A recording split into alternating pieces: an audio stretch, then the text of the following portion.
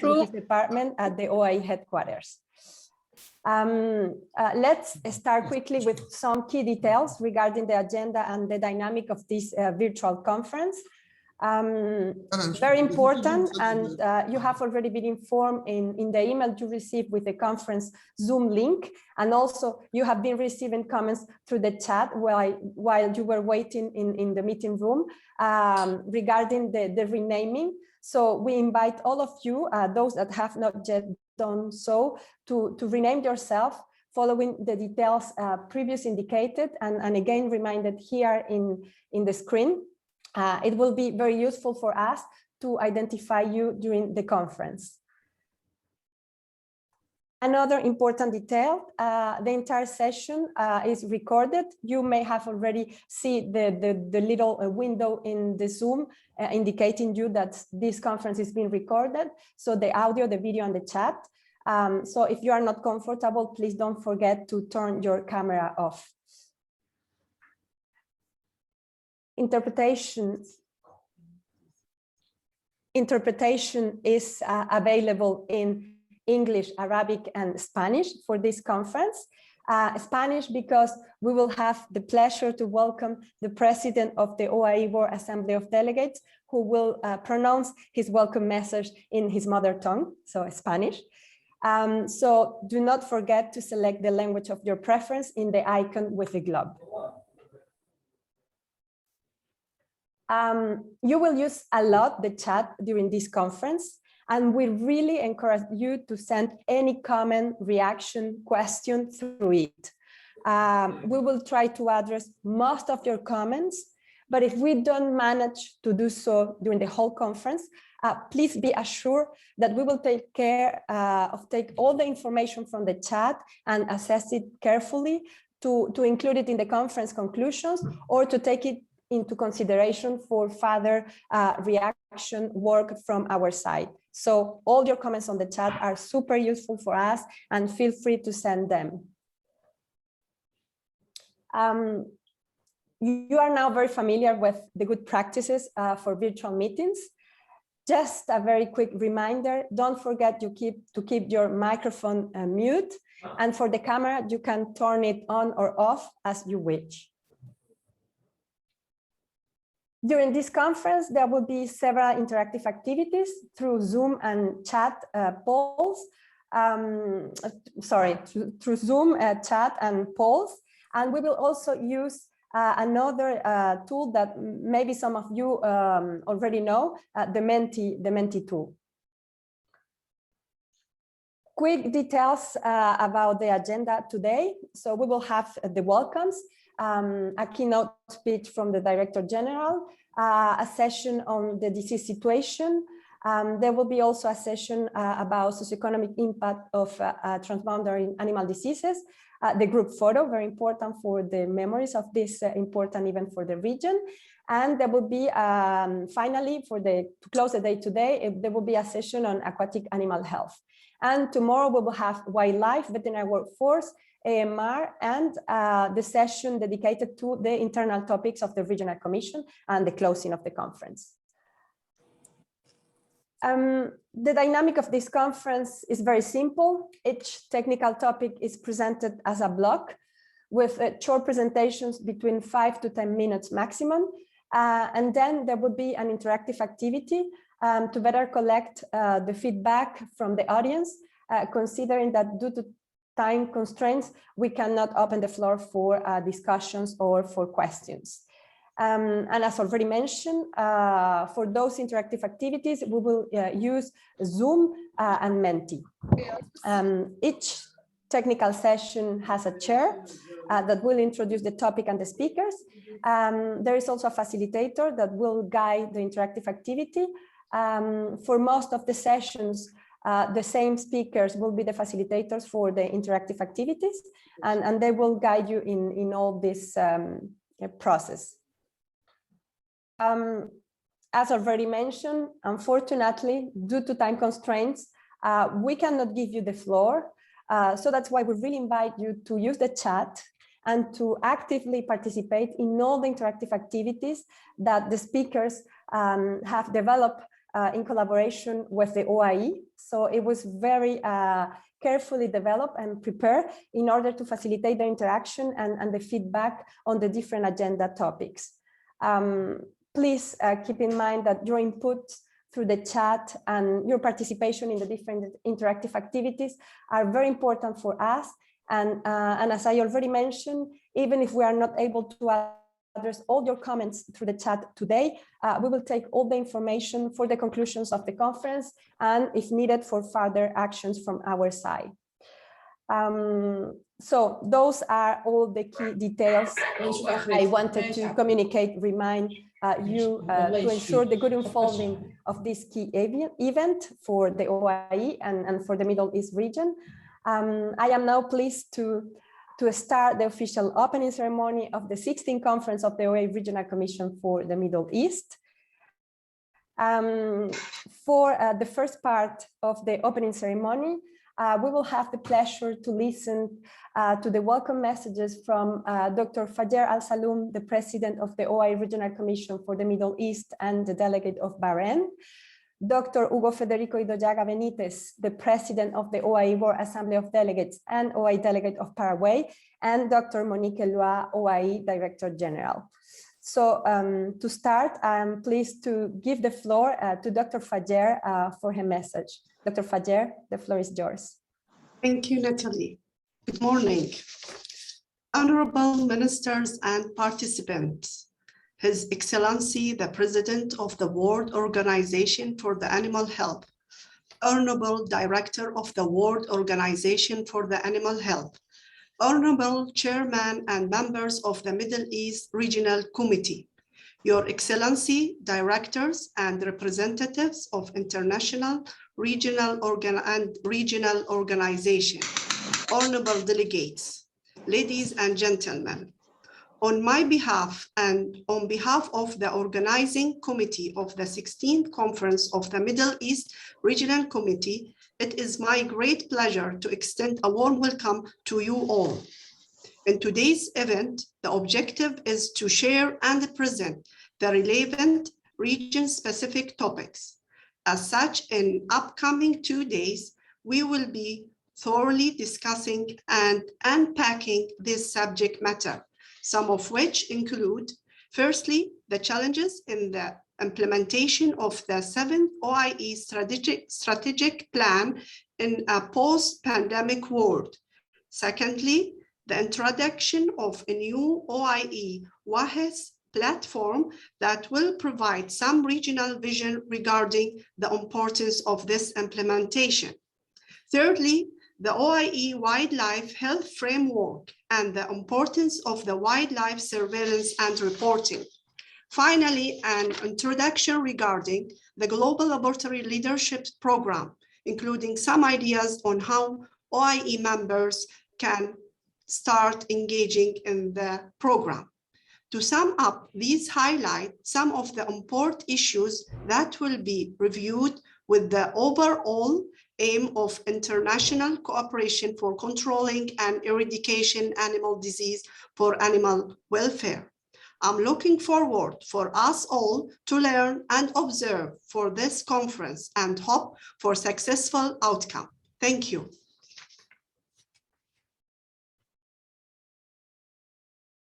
Thank you, Dr. Fajer. And now I invite Dr. Hugo Federico to take the floor. Please, Dr. Hugo Idoyaga. Gracias. Thank you. Good morning, everyone.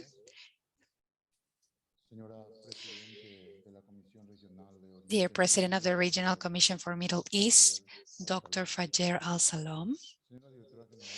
Dear Director General of the OIE, Dr. Monique Lois, Ministers of Bahrain, Jordan, and Lebanon, delegates from the region, representatives of international organizations, OIE personnel and Regional Commission staff.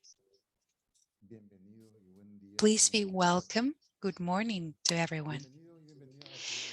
Welcome to this 16th Middle East Regional Conference.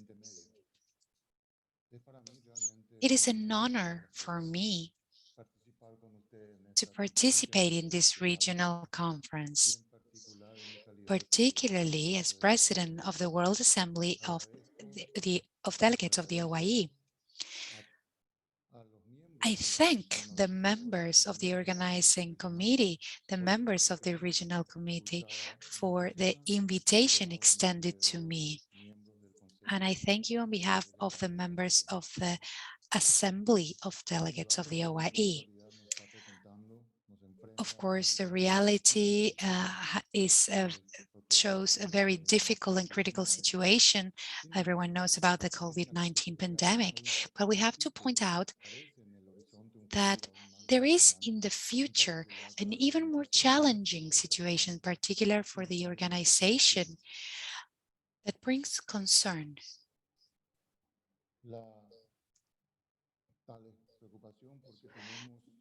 This concern is because we are facing climate challenges, socio-environmental challenges, emerging diseases that affect people's health, and that will, without a doubt, have a very strong incidence in the development of humanity. This leads us to point out the increasing importance of the OIE standards and guidelines, which are approved through the general session, through the delegates from the different member countries. And they are based, as you all know, in scientific knowledge and scientific research that ensure, apart from international trade of animal products, they allow us to have a future so as to mitigate the appearance of many animal diseases. However, for an effective application of OIE standards, we require the support of the veterinary services. Veterinary services must have sufficient quality and capacity, and they should adequately implement the OIE standards and interact with both private and international organizations. It is important that the delegates of the member countries intervene and contribute through their knowledge and experiences with the OIE. As I mentioned earlier, we have great challenges: prevalent and emerging diseases, antimicrobial resistance, animal welfare, the influence of wildlife. And what's very relevant right now, I will point out once again, the incidence of COVID-19. This reminds us that it likely had its origin in the animal realm. This reminds us of the critical importance of knowing, of developing the One Health concept, which summarizes the idea that human health and animal health are interdependent and bound to the health of the ecosystems in which they exist. The impact these issues may have on the future of humanity will depend on the strength and weaknesses of the world's veterinary services. I would like to make a very special mention about the 7th strategic plan approved during the last delegate general session in May. Its effective implementation, the success of its implementation, will depend and will necessarily require the support and monitoring of all the delegates of the member countries of our organization.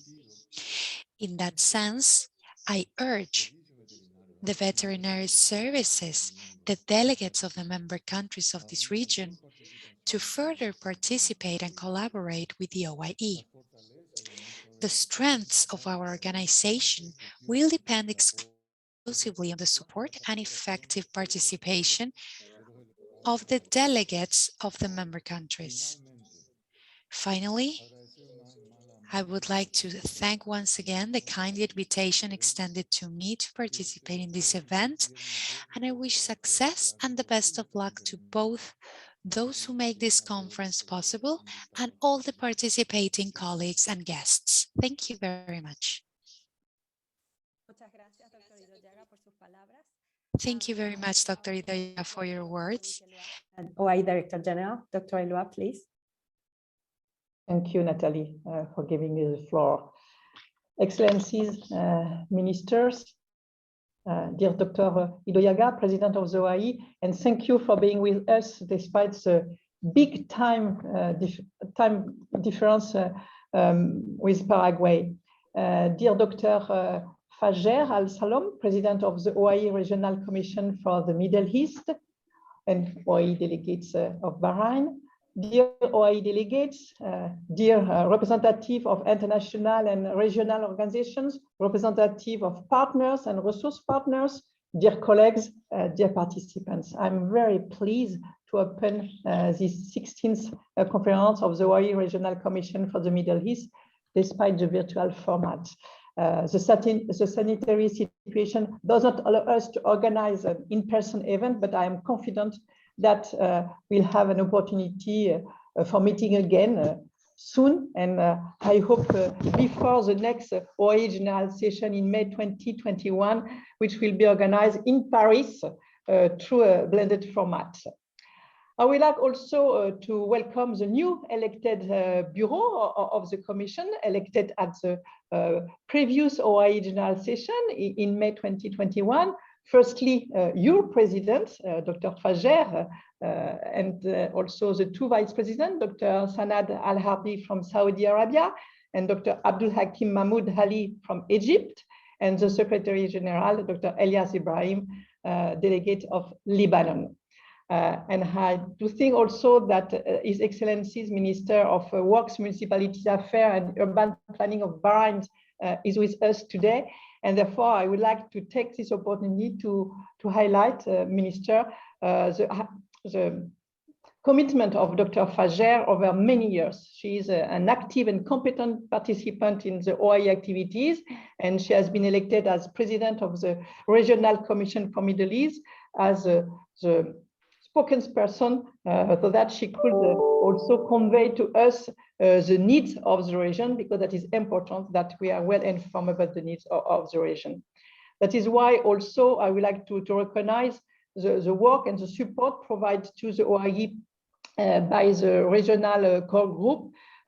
Once again, that is important to remind the importance of having an active and engaged core group, because being well informed or your regional specificities is important for us. And I would like to encourage you to convey any information, any suggestions to our representations, either in Beirut or in Abu Dhabi.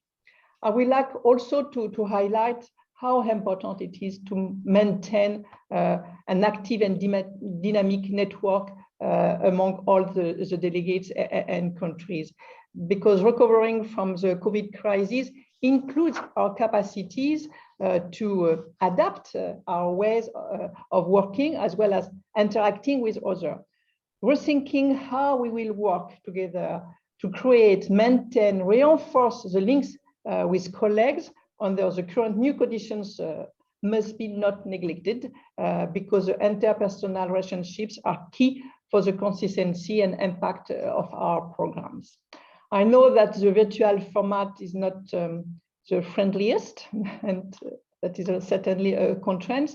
However, we do our best to adapt the agenda of the today conference to allow interaction, exchange of information, despite the short time. And I would like therefore encourage all participants to take advantage of the 2 days to actively participate and express their ideas, concern through the different interactive sessions by using the chat to react and express any comment to the OIE.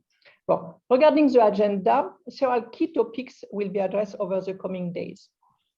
First, that is not a priority order, the OIE aquatic animal health strategy will be discussed and will refer to the importance of strengthening regional networks as aquaculture production is growing up in your region. Interesting this time is that a colleague from OIE Tokyo representations, Dr. Jing Wang, will join us and will share Asia experience regarding their regional collaboration framework on aquatic animal health. That is, from our point of view, a positive aspect of the virtual format, which allows us to easily strengthen the inter-regional exchanges. Second topic, the socio-economic impact of transboundary animal disease will be also discussed to better understand the importance of supporting the investment case for risk management through implementations of OIE standards. I do not know if you are well informed about an important program developed in the recent time, and the OIE is significantly involved in. That is a GBAD, for Global Burdens of Animal Disease program. That will be for us a pleasant opportunity to welcome Dr. Matthew Stone and Mrs. Enna Masekalaon, who will facilitate the session dedicated to this topic. In addition to their presentation, 3 countries will present examples of disease crises they face. The Kingdom of Saudi Arabia will take the floor about Rift Valley fever, Kuwait about glanders, and Egypt about avian influenza. And thank for them for having prepared this presentation. The following topic of particular interest is wildlife health that cannot be longer neglected. After 2 years of COVID crisis, it's clear today that this topic deserves a political commitment as well as the involvement of veterinary services along with other relevant authorities and under the One Health concept. As regularly reiterated, and more recently by the G20 leaders this year, under the presidency of Italy, and last year under the presidency of Saudi Arabia, linkage between human, animal, and environmental health, and the need to address that through the One Health approach are regularly underlined. And we have also to consider the role that the OIE with partners, like Hania saying, Mamma mia, consideration by future legal instruments. Yeah, no, I know. And the last item of our agenda we like to highlight is the importance of veterinary workforce development. Nothing can be done, nothing can be undertaken without an adequately staffed and competent workforce.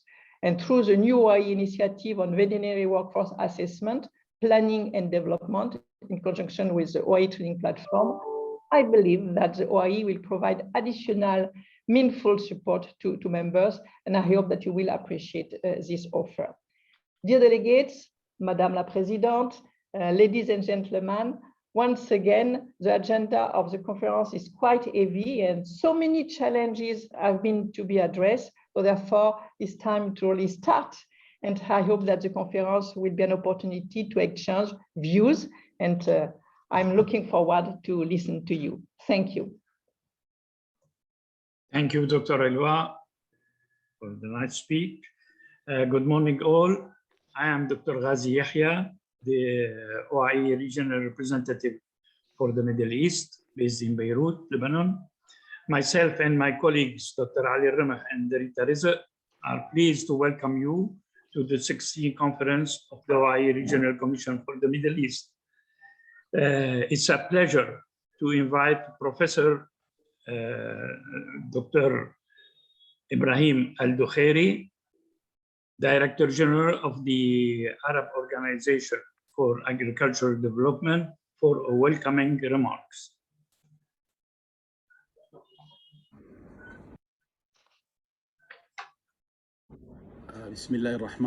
In the name of God, most merciful, Excellencies, Ministers,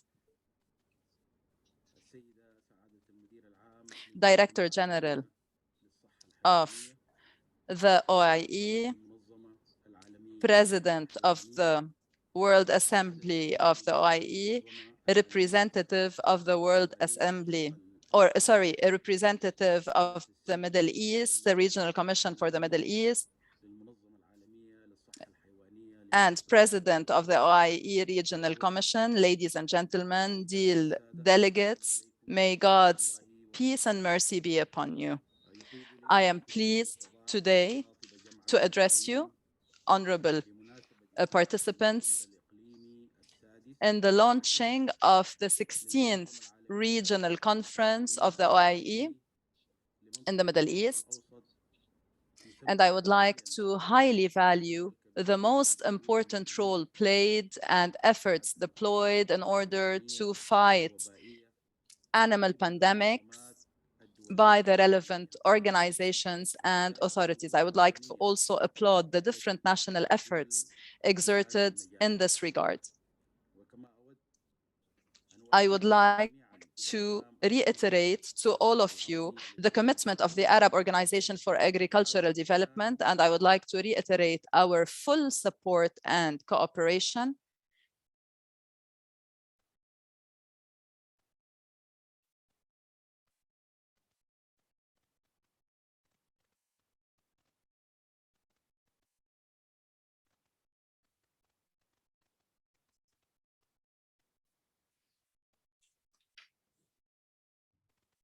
Dr. Al-Hossani, you are mute. Okay.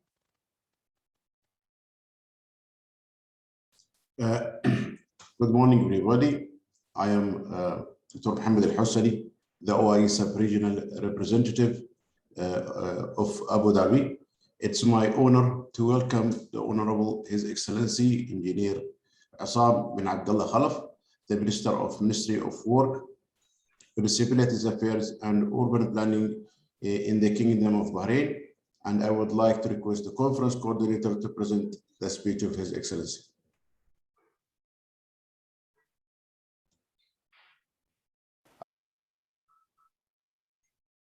أصحاب المعالي والسعادة. Excellencies,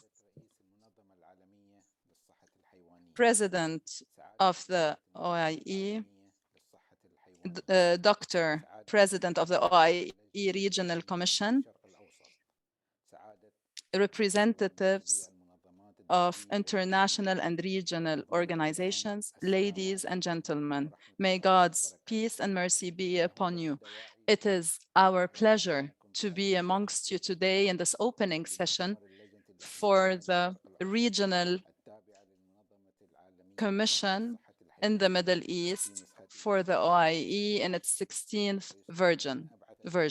And I would like to, through this virtual platform, I would like to convey to you my best wishes to have a successful meeting, because this platform has been and still is one of the most active platforms that the OIE works through in order to improve animal health all over the world, in order to improve the skills of those working in that sector and to improve animal health at the global level. Ladies and gentlemen, there is no doubt that animal diseases is one of the biggest problems facing countries in general, namely countries that, namely zoonotic diseases or transboundary animal diseases. And by that, we mean common animal diseases. And of course, the repercussions and the results will not only lead to death of animals. However, we see that the impacts are much more dangerous for many reasons, because first, this will limit the trade in animal and animal products. And this will, of course, negatively impact food security. And all of this will directly impact, as I said, food security first and foremost, but also namely, it will impact livelihoods. And we have to also mention that climate change and movement of animals and human beings will provide enabling environment for the widespread of such transboundary animal diseases and zoonotic diseases. So ladies and gentlemen, excellencies, it is of the utmost necessity that the OIE takes upon itself the responsibility of the promotion of One Health for sustainable food security. That is why, in order to achieve food security, we need to look at all the subtitles, and we need, within those subtitles, take into consideration animal health. And here we need to really adopt the concept of One Health and sustainable food security. And this is a priority that no one should leave behind. We also need to depend on artificial intelligence as well as new technologies in order to prevent the spread of zoonotic diseases, in order to have early detection, to counter such diseases, and to also take into consideration antimicrobial resistance and the impact of such resistance on food security as well as the environment, which basically lead to negative impacts on human beings' health. And all this will also make us face different challenges that we need to take into consideration. So ladies and gentlemen, the One Health concept needs to be adopted in order to achieve the Sustainable Development Goals for the 2030 Agenda. The Kingdom of Bahrain has been doing that for a very long time now, has kept talking about the importance of a sustainable development within the framework of food security. And our strategy that was declared by the head of the kingdom this strategy has reiterated the importance of food security through the project, the national project that we have adopted at the national level, as well as the different objectives where we need to look into specific sites for animal health, agriculture, and aquaculture, as well as promoting the national content with regards to all relevant stakeholders and including them in the different projects, as well as promoting a trained group, a trained generation on aquaculture, as well as other relative topics. In addition to improving self-sufficiency with regards to poultry and products, as well as improving self-sufficiency in fisheries. And based on that, and based on the work of the ministry and its partners, we have come up with preservation policies to maintain and preserve that wealth, as well as improving the role of positive trade in order to bridge the gap of food insecurity. And this is through the development of the comprehensive strategy in order to protect and promote animal wealth, as well as the prevention of animal diseases, as well as the importance of early detection. We have also improved the different mechanisms for inspection in different farms and relevant sites, in addition to promoting different mechanisms of information and data exchange nationally, regionally, and internationally. Last, I would like to thank you on behalf of the Kingdom of Bahrain for choosing Dr. Fajr As-Saloom as President of the OIE Regional Commission for the Middle East. And I wish her and all of you the best because you all have our support. She has our support. And last but not least, may God's peace and mercy be upon you.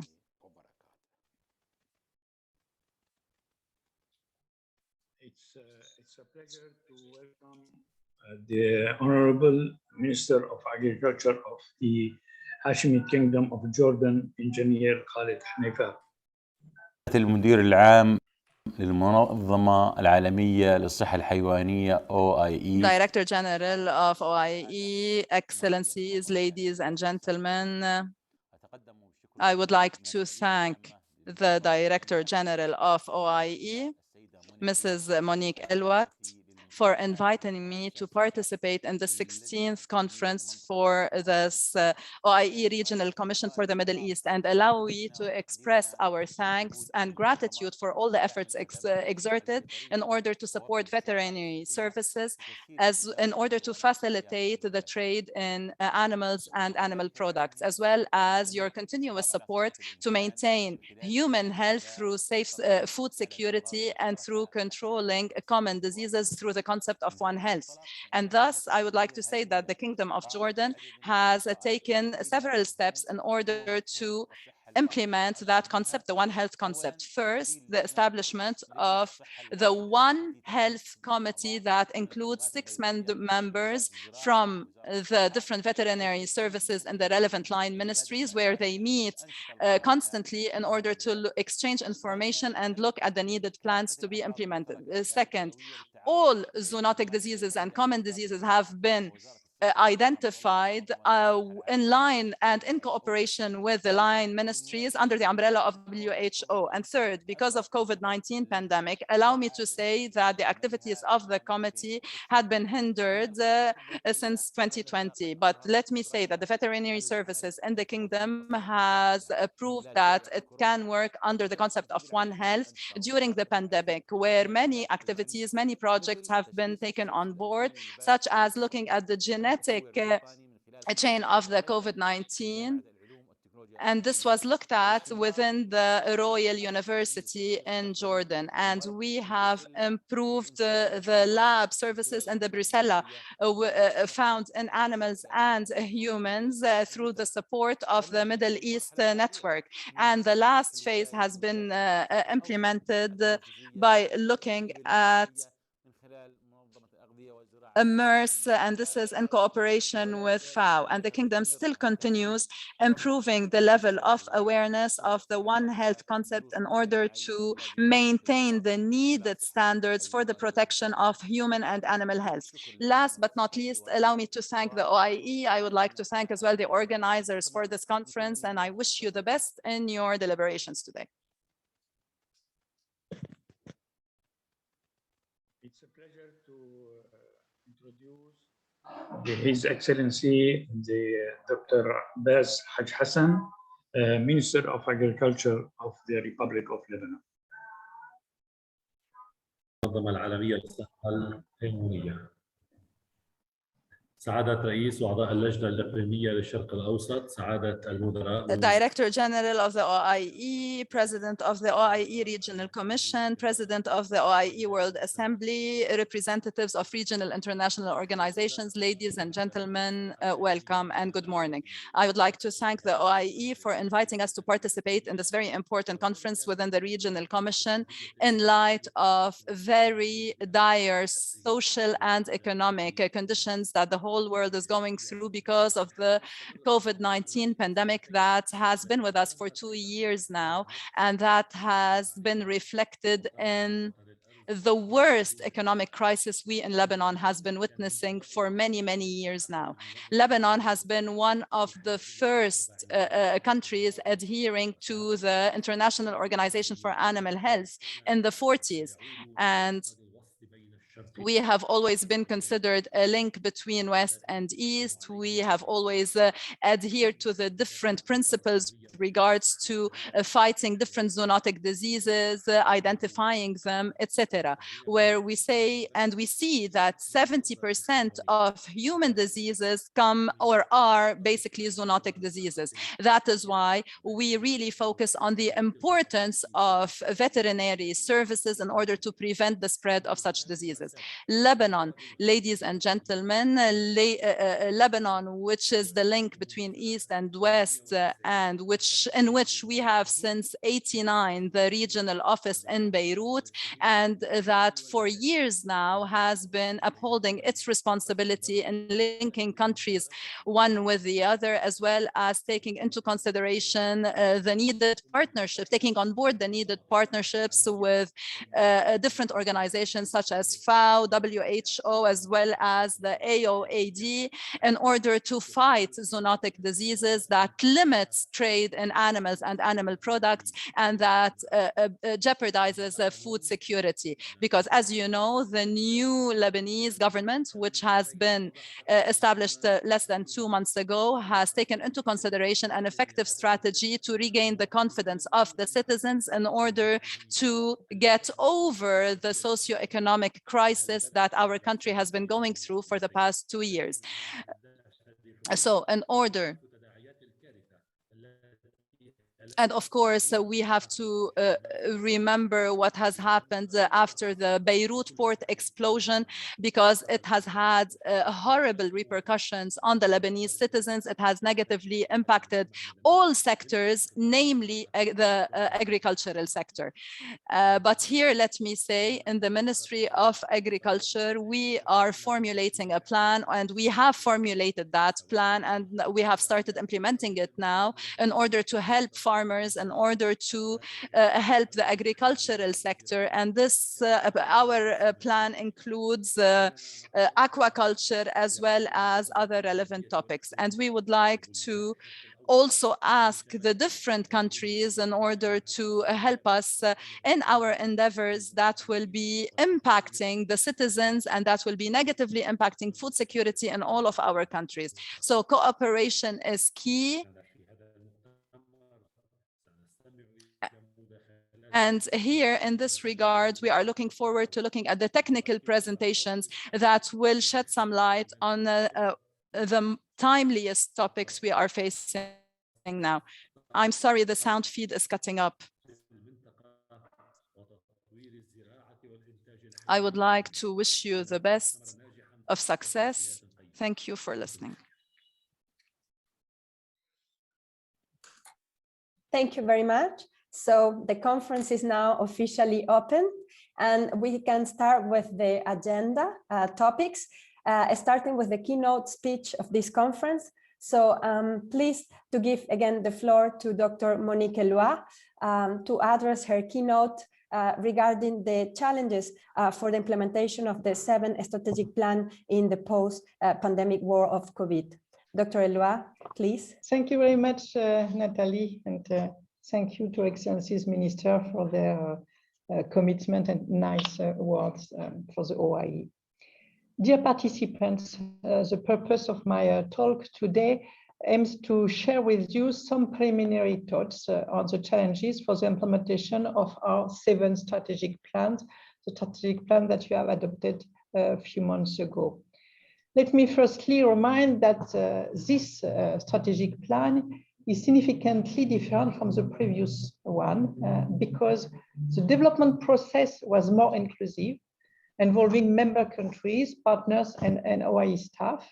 At the previous regional conference or via electronic consultation, you express your ideas, your suggestions and expectations, and we have carefully considered and include them into our strategic plan. This strategic plan promotes a more engaging organizations with explicitly stated values and guiding principle, and I think that is more necessary than ever to remember that, including for our staff after so many months out of the office. And above all, this 7 strategic plan aims to create a new momentum to continue building an organization ready to meet the challenges of today and tomorrow. It is a less technical plan than the previous one, so that it is also audible by ministers, decisions maker, partners, including resource partners. And I am very pleased that the Council and the OIE and the Assembly, the OIE Assembly, have supported this approach because it is in line with our investment in political forums such as the G7, the G20, and other high-level ministerial meetings.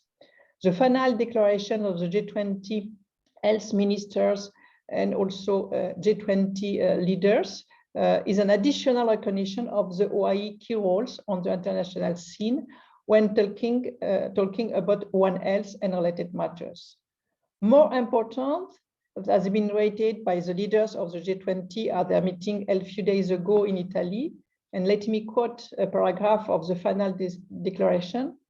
We, as G20 leaders, we are committed to pursue a One Health approach at global, regional, national, and local level. To this end, will enhance global surveillance, early detection, and early warning systems under the coordination role of the WHO, FAO, OIE, and UNEP, and address risk emerging from the human, animal, environmental interface, particularly the emergence of zoonotic disease, while pursuing global efforts to fight antimicrobial resistance, while ensuring access to antimicrobials and other prudent stewardship and continuing to address other critical issues. That is really the perfect and the huge support that we could expect from our leaders. Dear participants, since the creation of the organization, we are recognized by Minister of Agriculture and stakeholders for our importance for trade purpose. We are more and more recognized by the Minister of Health, Minister of Finance, and global leaders as key partners in building global health governance. It is not always easily compatible, but it's our challenge to reconcile these two aspects of our mandate. When writing the 7th strategic plan, I never expected that its implementation will be needed as urgently as the COVID-19 crisis is forcing us to do now. Let me remind the 5 main objectives: scientific expertise, data strategy, in particular through a digital transformation, respond to the member countries, collaboration with partners, efficiency, agility, thanks to modern processes and tools. And the COVID-19 crisis highlighted once again the need of more scientific expertise, in particular for assessing risk at the human-animal environment interface, as well as the importance of operational partnerships. In addition, the need of exchanging more data, more sophisticated data with more partners, as well as the new modalities of working, reinforce the relevance of our engagement in a digital transformation of the organization. Thus, our 7th strategic plan is the one we need. However, the prioritization of these 5 strategic objectives, in other words, the speed of their respective implementation, will be different from what we thought 18 months ago. In my view, undoubtedly, the digital transformation is the most urgent one. The success of the implementation of all the other objectives is strongly dependent on our ability to accelerate this transformation. An effective data management based on a well-structured architecture is a big challenge for us, because that is not the area where we are ahead of the game. We need to invest in human resources, having the appropriate skills, as well as funding the projects with enough budget, because we must succeed and succeed quickly. At the same time, of course, the other objectives should also be implemented, enlarging and strengthening our domain of expertise in wildlife as an important component of our engagement with tripartite plus partnership. The partnership strategy must also be adjusted. Some must be revitalized, in particular with organizations involved in wildlife or environmental issues. Our partnerships with WHO must also be strengthened, as well as activities under the World Health concept. That is key for the common discussion on a future global governance of the sanitary crisis. The discussion at the coming extraordinary WHO Assembly in November could lead to the adoption of the resolution calling for the preparation of an international treaty on pandemics. I recently shared with you a briefing to provide information on the treaty and to encourage you to mobilize your ministers and relevant ministers involved in the treaty's negotiation, so that adequate attention be paid to animal sector. We have to be active so that the contribution of the veterinary services be well taken into consideration. Lastly, but not least, with regard to the OIE itself, our processes must be modernized to make our organization flexible and resilient. In the meantime, the regular activities must be delivered in order to provide our members with the expected services. I have an example in mind. With the revision of the chapter of avian influenza adopted at the last General Assembly, we will receive more application for self-declaration of free status. However, the dedicated team, the status department, has not been expanded, and no additional budget has been considered to absorb these additional activities. For such reason, we need to review the construction of the OIE budget. Consequently, to the decision of the Assembly, we cannot add new activities without considering the budgetary impact. The council members has been provided with more information at its September meeting because the budgetary constraints may impose choices in priorities. Dear delegate, the OIE cannot continue to deliver the expected services and activities, nor strengthen the international robustness of the organization when the statutory contributions have not increased for 5 years. Considering this context, we currently are finalizing proposal to be presented to the Council at its extraordinary meeting scheduled for early December. And the next general session in 2022 will be an appropriate forum to further exchange with you on its issue. I think that I am off the time, Nathalie, perhaps, so I will stop here, but I'm ready to answer to any question you may have, and of course, to continue to exchange with you on this issue. Thank you, Nathalie. Thank you, Dr. Elba, for your clear and informative presentation. As mentioned, we don't have time to open the floor for questions or comments. However, we would like to make an open consultation through the chat in order to get some feedback from you all regarding the point presented by the Director General, for which your inputs are key in order to help us to better adapt the OIE activities to our member needs and to the new challenges you and the OIE are currently facing. So we will have 3 open questions that I will invite you to answer through the chat. Please note that all your inputs are key for us and will be carefully analyzed and taken into consideration. So we really invite you to react to those questions. My colleagues are helping me in posting the questions through the PowerPoint and also through the chat. Asa, could you please share your screen? We cannot see the questions.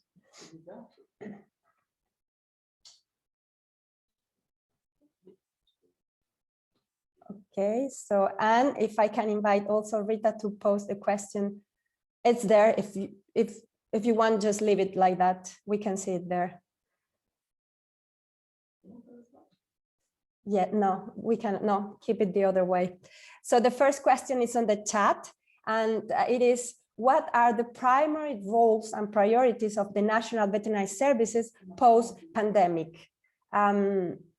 So you have a few minutes to answer to that question. We really invite you to send all your feelings and comments through the chat.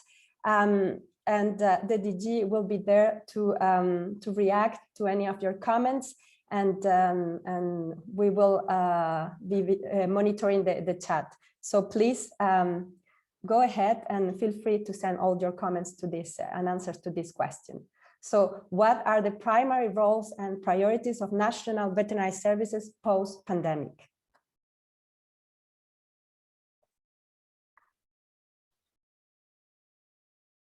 So we know it's maybe a question that takes time to think about it and react. We give you a few seconds to start reacting.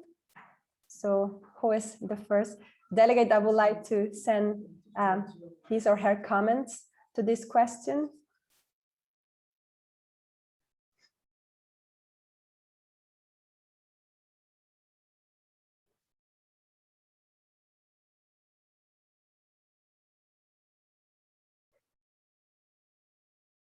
Okay, we have received the first comment, continuation of food supply. Yes, very key and important for sure in a post-pandemic world.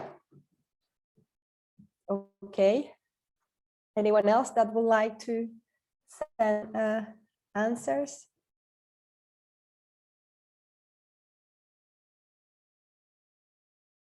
So the primary roles of the veterinary services in this new world, new era we are living. Animal vaccination. Any more inputs you want to post on the chat?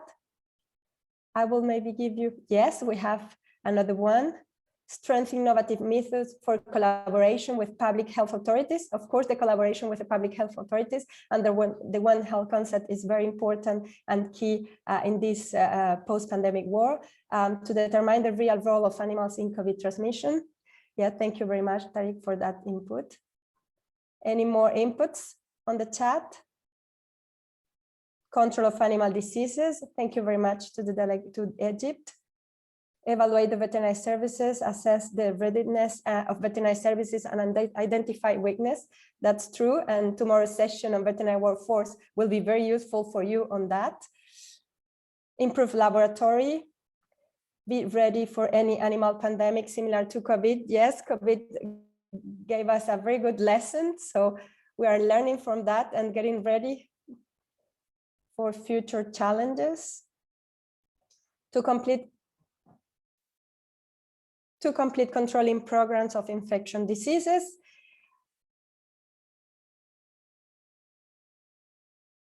Okay, thank you, Iran, for the comment.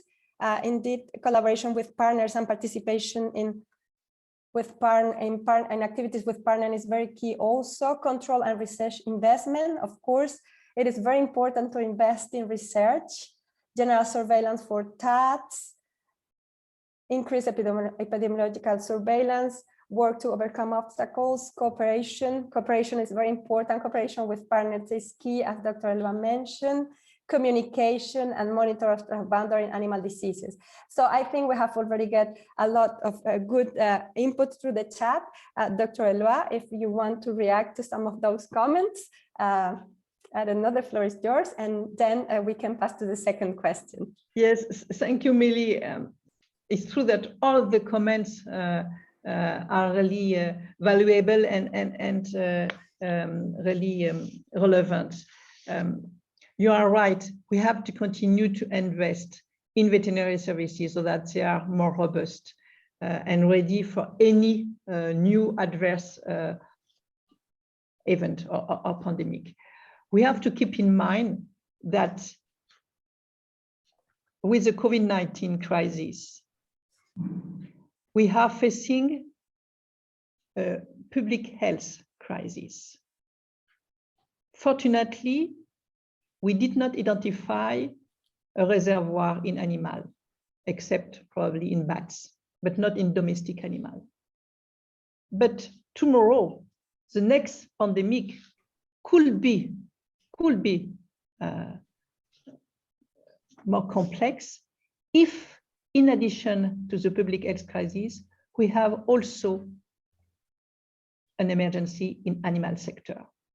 If you have in mind avian influenza, for example, we could have both at the same time, an emergency in human as well in animal sector. That is why veterinary services must be ready, first, to better assess the situation so that we could prevent or better prevent and control the emergence of new pathogens or new risk, and also then to control that. So therefore, invest in veterinary services, in laboratories. That is so important. And that is why also at the OIE, in addition to our programs, to our program dedicated to disease, now for many years, we are significantly invest in the PVS pathway so that we could continue to provide support to our members to better identify the strengths and the weaknesses of their national veterinary services so that we could then help them to fulfill the gap.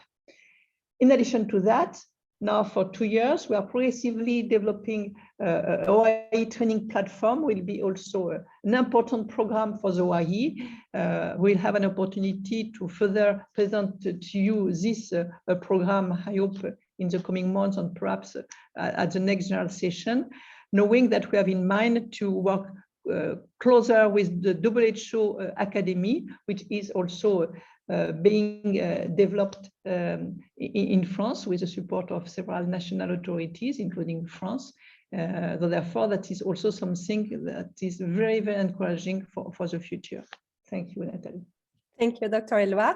So we can go, and thank you, delegates and participants, for your very interesting inputs. This is very important for us, and we will also keep it for the records of the conclusions of this conference. So let's go with the second question. And I invite my colleague also to put it on the chat. So following the objective of the 7 strategic plan, what would you suggest to better advocate and promote the importance of national veterinary services to attract more interest from policymakers, politicians? So the time is for you to start giving us your inputs. So what would you suggest to better advocate and promote the importance of veterinary services with the high-level authorities, politicians and policymakers? So please send us all your comments and things through the chat.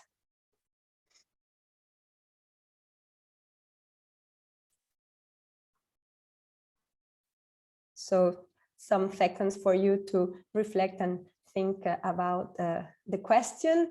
And I hope that we will start seeing some reactions to this very important question on the chat, because definitely it is key for us to sensitize our policymakers and high-level authorities on the importance of our veterinary services. So looking forward to see the first input on the chat to this question. The first idea and suggestion: more financial allocation and training of staff. Yes, right. The DG already highlighted that the importance of finance for our veterinary services, it is key, and we need to make our politicians aware of that. So who else wants to send us a comment and a suggestion, an idea?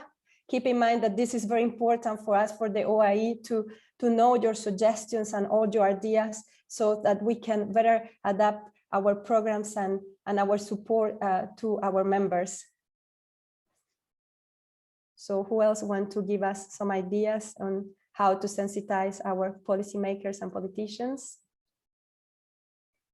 Highlight the results of zoonotic diseases on human and animal health and environment.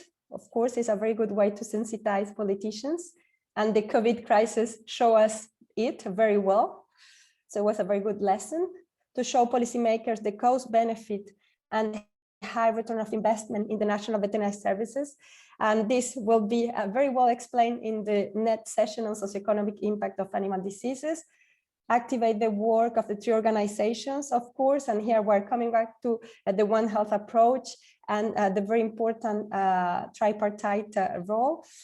Important of animal diseases, they can cause pandemics and huge economic loss. So definitely we need to sensitize about the importance of animal diseases and the key work of our veterinary services and the need for investment, again, education, training.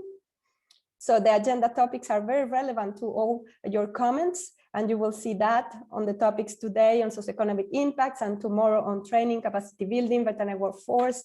It is constructed to complex interactions and negotiations among a range of stakeholders, including politicians, bureaucrats. Of course, we need to negotiate, and diplomacy sometimes is very important and necessary for that. Prepare clear plans to improve the level of service, continuous training, and conducting specialized courses and strategic planning. Okay, so again, very good inputs on the chat. Thank you very much for that.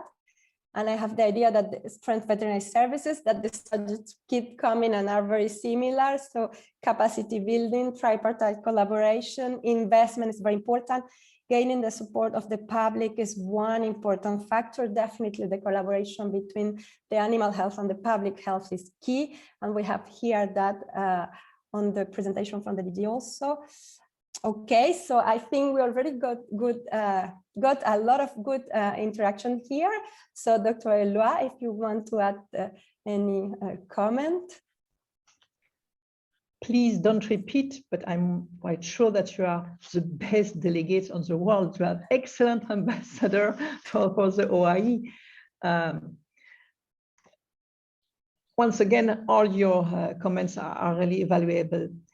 I would like, however, to mention some specific comments. I do think that thanks to the G20 presidency of Saudi Arabia last year, the OIE is now better recognized by policymakers or leaders. And that has been reiterated this year under the Italian presidency. However, what is missing now is the translation of this political recognition into investment. As you perfectly highlighted, we need that this political recognition be also translated into financial resources. We need more support. We need more resources, not only for the OIE, but for you at national level. We have also to invest more in education. Someone highlighted in education for the future veterinarian or paraprofessional, but also for the continuous training, because the workforce and a well-trained workforce is important to be recruited and to strengthen the robustness of our veterinary services.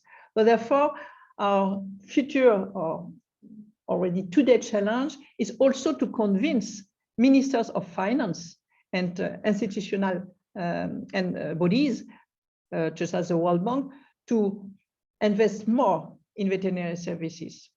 Thank you for your support. If you have any opportunities also to advocate in your countries, your ministers of finance.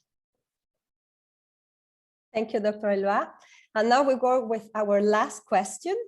So again, I invite my colleagues to chair them. We have some inputs coming into Arabic. So we will after request the support of our colleagues from the region to read all those comments into Arabic. And please feel free to keep sending us your inputs. Even if we don't address all of them now, we will for sure take care to record them on the conclusions of the conference and for further actions if needed. So our last question, do you have any advice to the OIE on how the organization can enhance visibility and strengthen coordination with wider stakeholders? Again, we are looking for your advice and for suggestions in order for us to improve improve our visibility. So I will give you a few seconds to start reacting to this question, considering that time is now running very fast and maybe we need to advance and move. But thank you very much, because all your comments and inputs are very important and interesting for us, and we really welcome them, especially considering that we cannot give you the floor for open comments. More collaboration with regional organizations, for sure. Collaboration is the key in the current work. It has always been the key for the success, and now it's more than ever. So I don't know if there are any other suggestions that you would like to send through the chat before we close this interactive activity. Very interesting and fruitful. So thank you very much, really. So I will just give you a few more seconds, and then we will pass to the next agenda topic. So anyone else? Gain the trust of political level to ensure support for veterinary services. We already commented about that, and definitely that's key.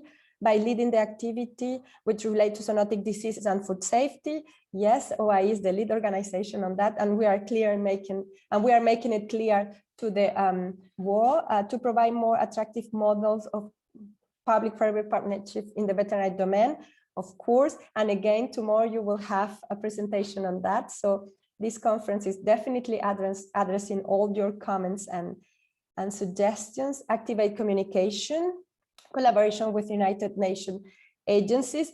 We are starting that with the Tripartite Plus and UNEP. Okay, so I think we can stop now. If you are still having ideas, don't hesitate to send them through the chat.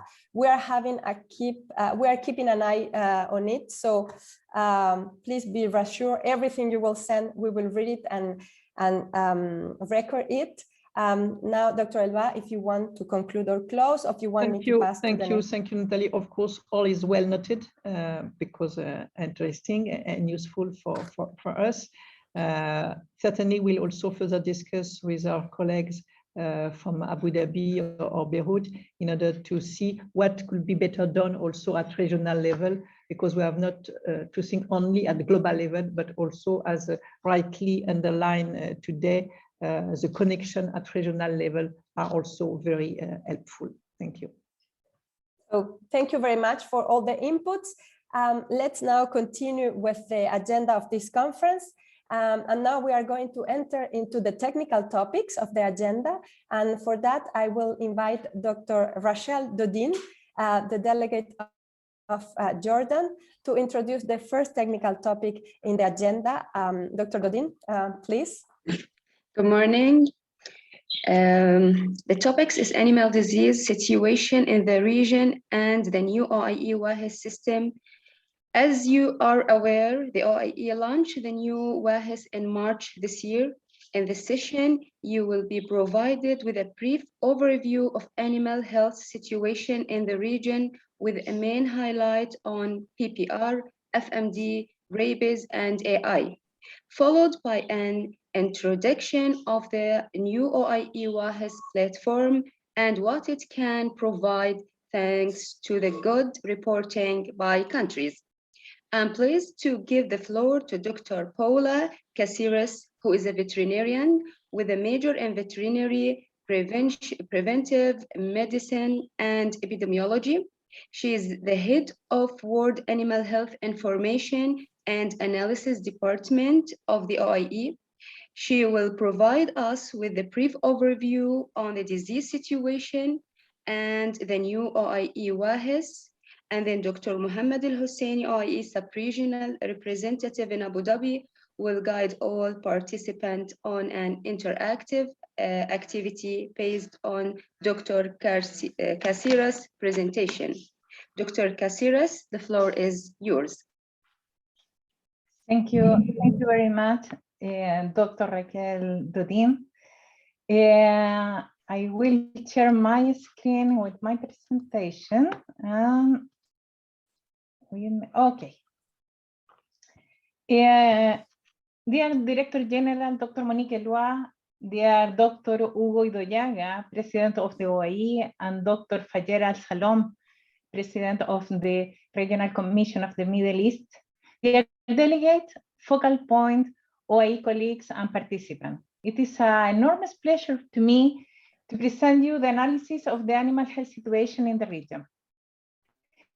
This is the content of this presentation, and I would like to remind you that the period of analysis corresponds to 2020 until 13th of September 2021.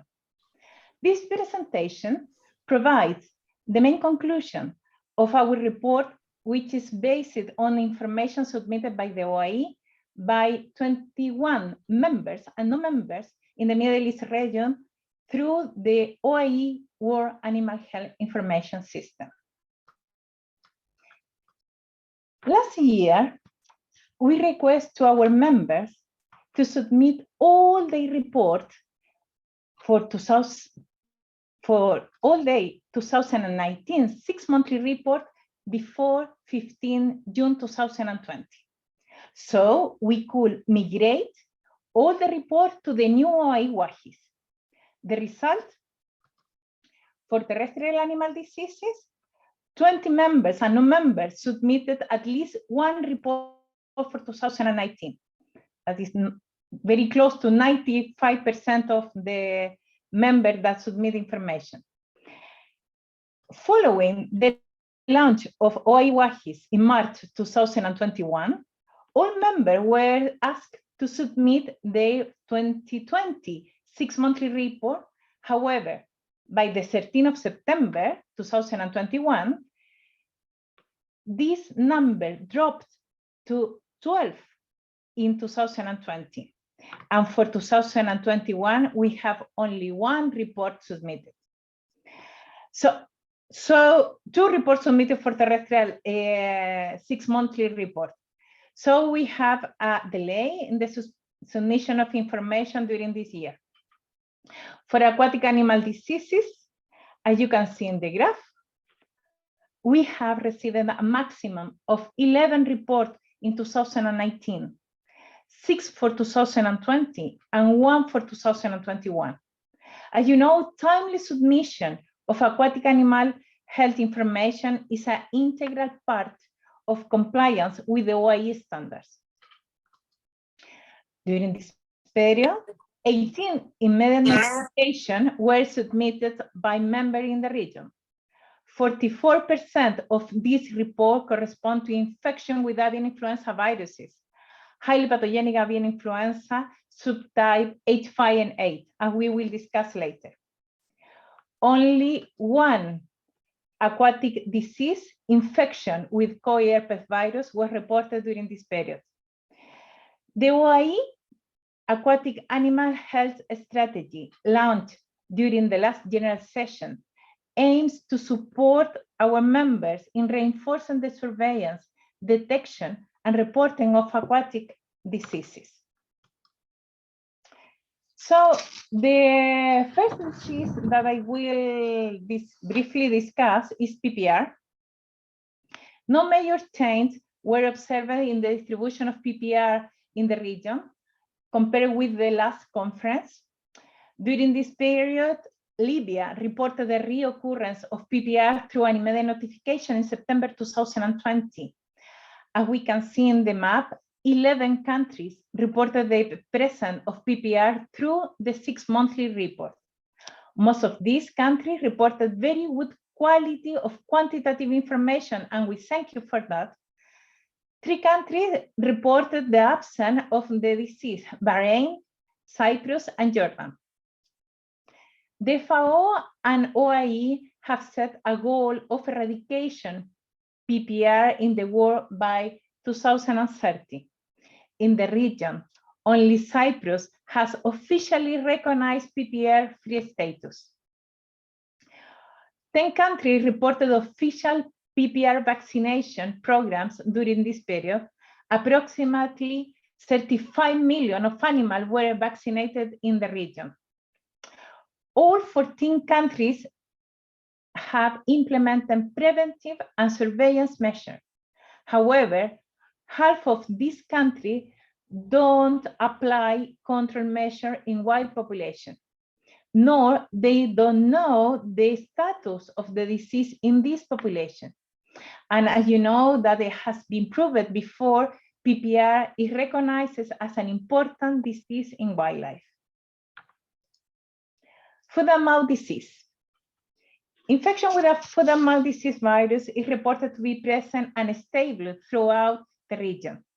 During this period of analysis, 2 immediate notifications were submitted by Libya. In February 2020, the reoccurrence involved the serotype A in sheep and goat, and in June 2021, the serotype O in cattle. Of the 15 members that submit 6 monthly report during this period, 8 reported FMD as present or suspected. Serotype O and A were the most common serotype reported, and Asia 1 was reported only by Afghanistan. 3 countries did not provide serotype information. The remaining 7 reported the disease as absent or no information. 12 countries reported having either general surveillance, target surveillance, monitoring, or screening in place. 11 members reported having an official vaccination program, while Cyprus reported the vaccination is prohibited. Only Egypt and Turkey reported controlling the disease in wildlife reservoir. Due to the transition to the new OIE, only 15 members had submitted the 6 monthly report and information on FMD. So it's quite difficult to compare the situation with the previous if we are better or not with the previous conference. So probably this will be assessed later when we will have all the report in the system. Infection with rabies virus. In 2015, FAO, OIE, WHO, and the Global Alliance for Rabies Control, GARC, developing the strategy 0 by 30. It's the global strategy to end human death from dog-mediated rabies by 2030. What is the situation in the Middle East concerning rabies? We have both extreme of case occurrence, from 0 cases to high number of cases. Bahrain is one of the few countries in the world that self-declared the country free from rabies in 2018. Cyprus has never reported rabies to the OIE. Kuwait has reported rabies as absent since at least 2005. And Qatar has reported rabies as absent since 2010. However, other countries have reported rabies as endemic in dogs and cats. In several countries with compulsory vaccination of dogs, the main vector are unvaccinated, free-range dogs in wildlife, such as foxes or jackals. 16 countries provide information of the disease for the period. 10 countries reported the disease present, and only 5 reported official vaccination in dogs. Official vaccination in dogs was also reported by Kuwait and United Arab Emirates, where the disease was reported absent. The OIE supports its members for the control and eradication of the disease through several mechanisms. For example, the endorsement of an official control program for dog-mediated rabies. In addition to this mechanism, a regional approach for elimination of dog-mediated human rabies in the Middle East has been documented and published on the OIE Regional Representative website. Regular reporting to the OIE allows an evaluation of the advancement of the global strategy. Therefore, the OIE invites all members to update the animal health situation through the OIE WAHIS to continue reporting relevant information in due time as per OIE standards. The last disease that I will present is highly pathogenic avian influenza, which is one of the most important priority animal diseases in the Middle East region. Given its economic impact, the threat it poses to public health, and the endemic situation that are being reported in some areas. I would like to start by presenting the number of outbreaks reported in the region by subtype. Since 2005, as you can see in the graph in orange here, since 2005 until 2008, H5N1 was the only circulating subtype.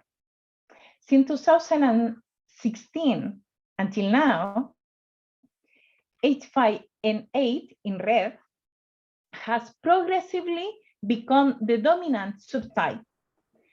This trend is also observed in other regions, with the spread of H5N8 most likely facilitated by its higher capacity to infect wild birds.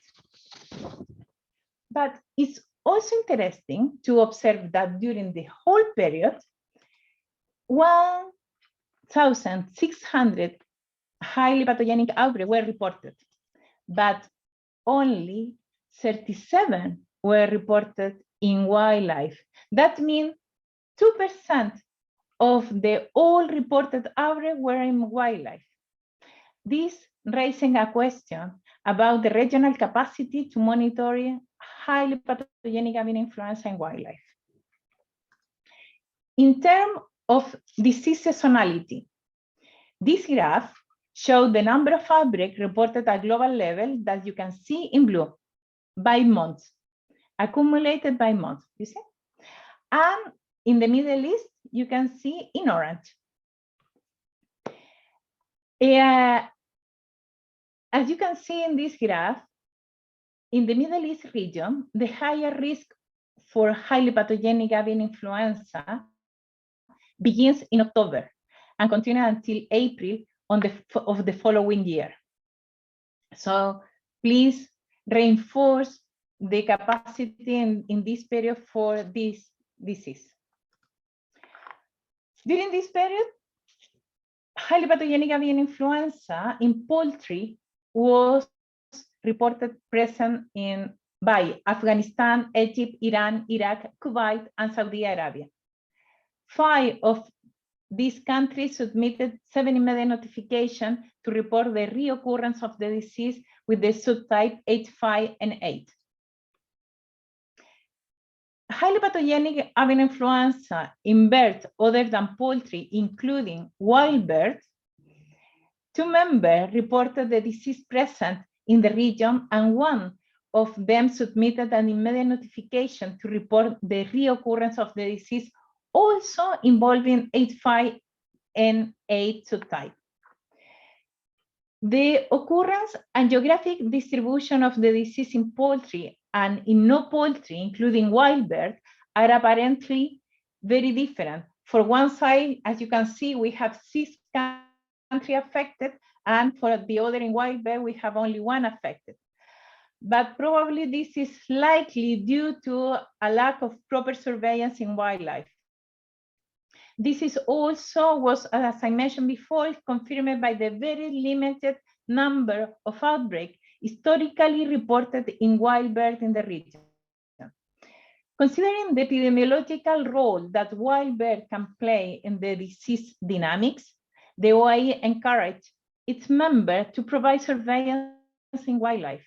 This was also highlighted by the recently approved OIE Wildlife Health Framework.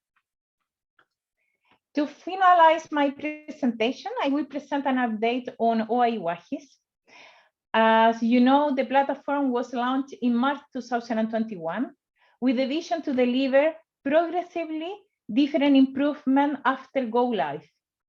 In the first release of OIE WAHIS, we have the module of immediate notification and follow-up report, 6 monthly report, a public interface with analytic dashboard mapping functionality. And we also have a country back office dedicated for our members.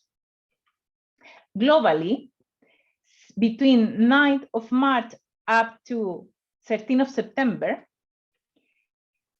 close to 2,000 reports of immediate notification and follow-up report were submitted through the platform.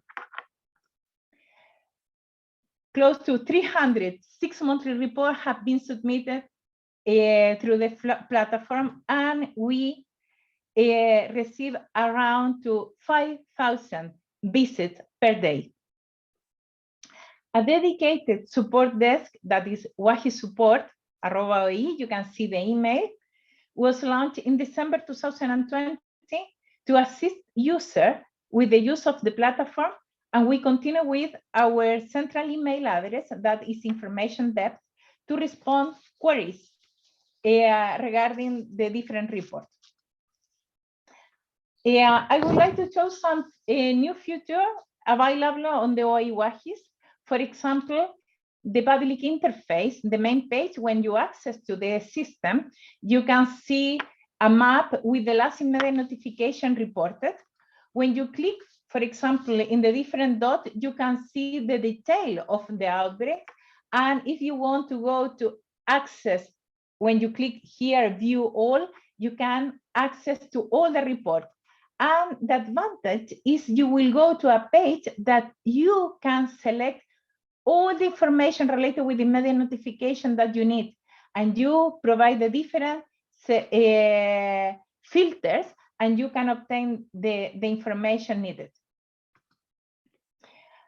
Also, you have access to dedicated dashboard within the analytics section of the platform, enable to user to track the progress of the disease and control effort at national, regional, or global level.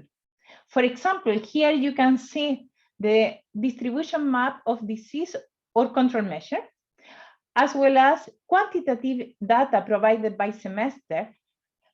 And one of the advantages of this system compared with the previous one is that you can export all the information. When you, as a delegate or your focal point, access to the country back office, you can immediately visualize an overview of the situation of your report. And when you click, you can go in detail of the situation of your report. Finally, also you have access to a specific dashboard in which you can consult different dashboard like a sanitary situation, disease situation, quantitative data, surveillance and control measure, etc.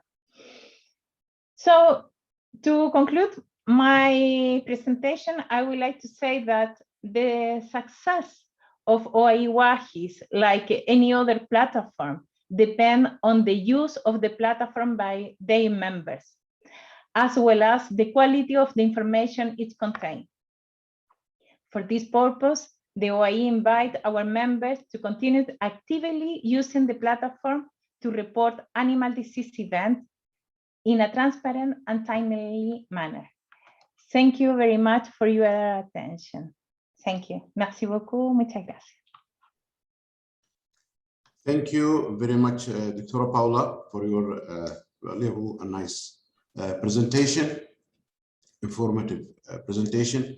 Now, dear colleagues, it's my pleasure to be with you for the next few minutes, just to run the interactive session about the WAHIS. As most of you know, and according to what Dr. Paula presented, WAHIS is a very important and critical component of the OIE to collect the data from the countries and the regions, and it's really reflecting what's going on in the global or in the countries.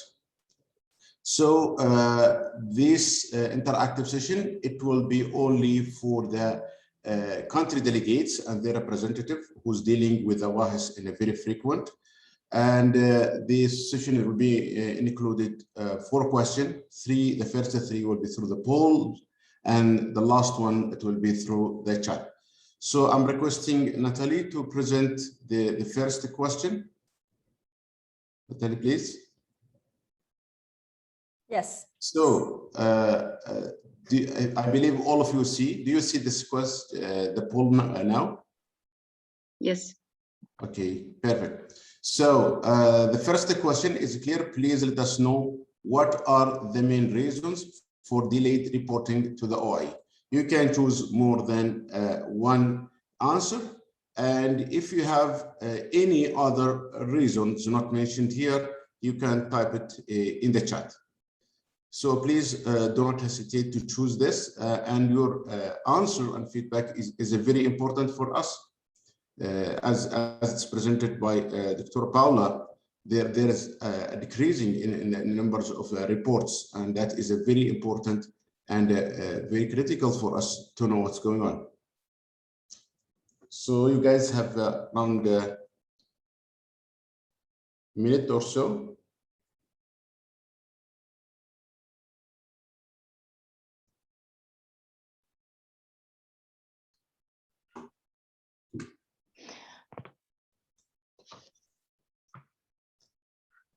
Mm-hmm. So the idea here is try to identify what are the main problems that you're facing to report the information, and please, based on your answer, we will try to put in place different actions to facilitate and to support you in the future.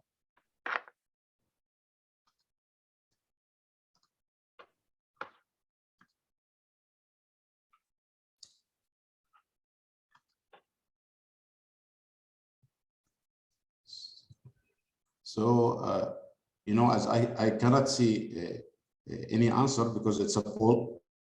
And I believe, because I trust all of you, that you are answering and you are picking the answers. So within a few seconds, we are going to present or to project the result. So I would like to ask you to stop answering. Natalie, can you please show us the result? Okay, the result is there, and as I can see, the most important one is the difficulties in the process of collecting and validating the data. Also, we can see there is another one is for the OIE, some OIE listed diseases, lack of active or passive surveillance. So, Dr. Paula, do you like to make any comment on this? The results? Yeah. But in general, and the first one, probably not enough resource in veterinary services. And this is a problem. However,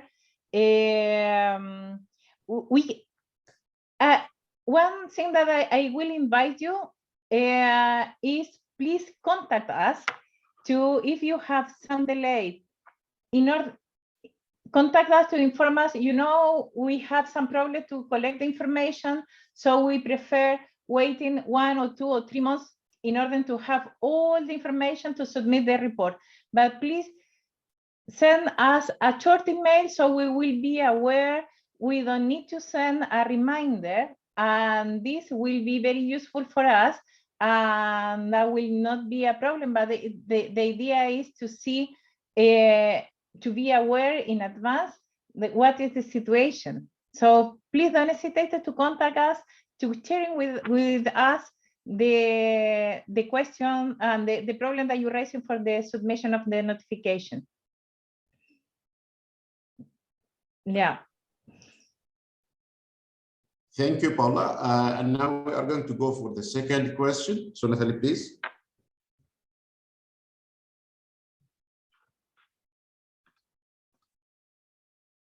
So the second question is, what action can be done to improve notification of aquatic animal disease?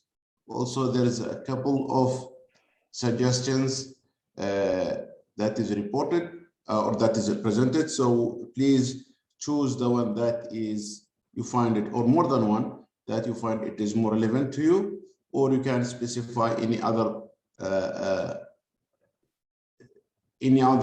reason that or action that you would like that could affect or help in the aquatic animal disease.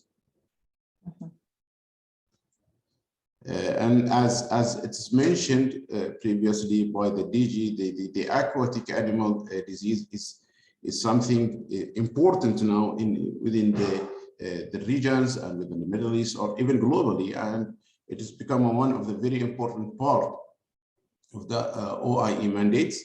So yeah, and when I'm talking about this, especially in the Middle East, we find there is a specific interest is raised on that, especially the aquatic animal diseases. So please let us to know what you have in your mind regarding this. Yes, and especially, you know, that for one side, as I mentioned during the presentation, for one side, we achieved 97% of the submission of the report for terrestrial animal diseases, but for aquatic, only 11. So that was in the maximum information that we received in 2019. So now we have for 2021, only one report that submit information. And we thank you to the country to submit information in a timely manner. But for us, we have an aquatic animal health strategy that we want to put in place. We want to understand what is the problem and how we can reinforce to our member and to support them to submit the information in a timely manner. So we'll stop here. Natalie, could you please answer present the results? Yeah, we can see that the most important is the OIE to provide training and support tools for the focal points. Yeah. Paula? Yeah, this is something, you know, that with the launch of the new OIE, we launched e-learning training, and in the e-learning training, you have access to different exercise for aquatic focal points. And the idea is something that we already are in coordination with the future training for aquatic focal point, the importance and the relevance to provide training also not only to the focal point on disease notification, but also to the aquatic focal point in order that he or she be aware about how enter the information and directly access to the information. Another member to improve coordination between different national agencies. This is something that, yeah, we can encourage you permanently. Many times from many countries, the collect of data from aquatic animal diseases is not under the same ministry. So we pushing you to improve the good coordination internally. Yeah, but don't worry about the training. We have the e-learning training, and in the strategy, we are fully aware, and this is something that we will promote in the future for the focal point on aquatic animal focal point. Now we'll proceed to the third question. Natalie, please. So the third question is, what features are people using most on WAHES? So as you are a common user for the WAHES, what is the most common feature? You can choose more than one. Yes, this region, probably to mention that this region is one of the few regions that all the delegate, or at least the focal point, have connected to the OIE WAHES, all of you, at least once. Independently if you submit or not the 6 monthly or email notification, but at least all of you connected. So thank you for that. So based on that, the idea is to know what feature you using the most of the platform.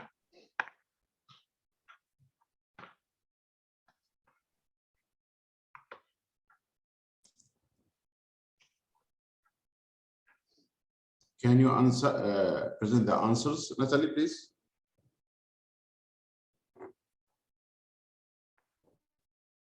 So the most important is the reporting functionality. Okay, so is the reporting functionality is the submission of the report, and thank you for that.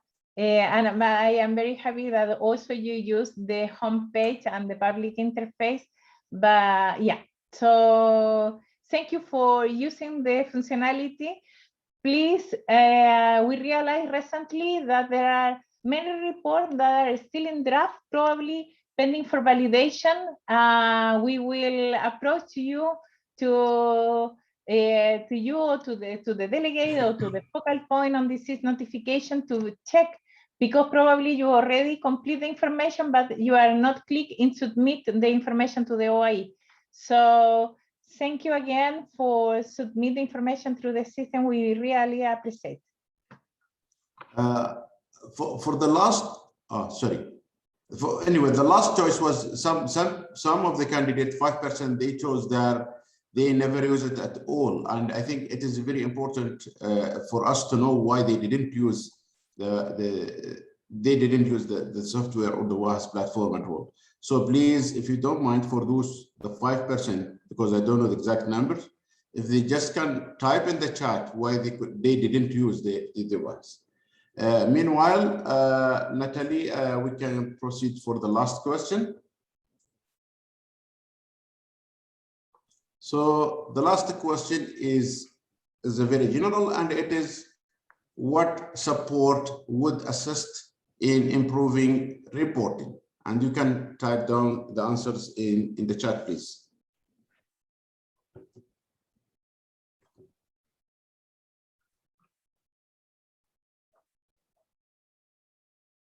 And especially, I will go back to those who didn't use the WAHES, it's very important to know if there is some kind of challenges. Please report it or write it down so we can look to it. And I'm sure and confident that our colleagues in the WAHES team, they will provide all the support to you to be sure that you are really familiar and using the WAHES system without any challenges, or at least reducing the challenges. So, any suggestions? Good. People start answering. Face-to-face training and scientific supports, resolving the bugs and complexity, training courses in WAHES, improving the capacity of veterinary services. It seems there is a lot of needs there, which is good. Easy to report, virtual training, course on WAHES. Yes, we will reinforce we have virtual training since the launch of the system, and we will probably send a reminder in order if you want to check the information again and to do the training. We will share with you the access to the system. Improve the surveillance activities. Thank you. Dear colleagues, Mehdi, can you please project the answers as a summary? Easy report to fill in. Thank you. From Bahrain. I put the emails WAHES support and information.det is the two main emails. Please don't hesitate to send a message, and we will provide you permanently support in the department. Training on risk analysis and surveillance and laboratory diagnosis. Okay. Improve surveillance activities. Communicate with the country. Face-to-face training. Face-to-face training is a challenge in this moment, but as I mentioned before, we have the e-learning training that we will share with you as soon as possible. So, yeah. Please go ahead. No. Please. Thank you, Dr. Paula, for your interactions. And due to the time restriction, I would like to turn the mic to the DG, Dr. Monique. Please, if you have any closing comments. She's saying no, but she's muted. I say no comments because the discussion was already very active with a lot of discussion and proposal to Paola. I am sure that Paola Cáceres well noted all your suggestions. Thank you. Thank you. Thank you, Dr. Eloa. Yeah, but we will contact you. We will be very reactive to send you an email to try to support you during this period. Thank you very much. Thank you, Dr. Mohammed. Thank you very much. Thank you, Paula, and thank you, Natalie, for your support. So, mic to you, Natalie.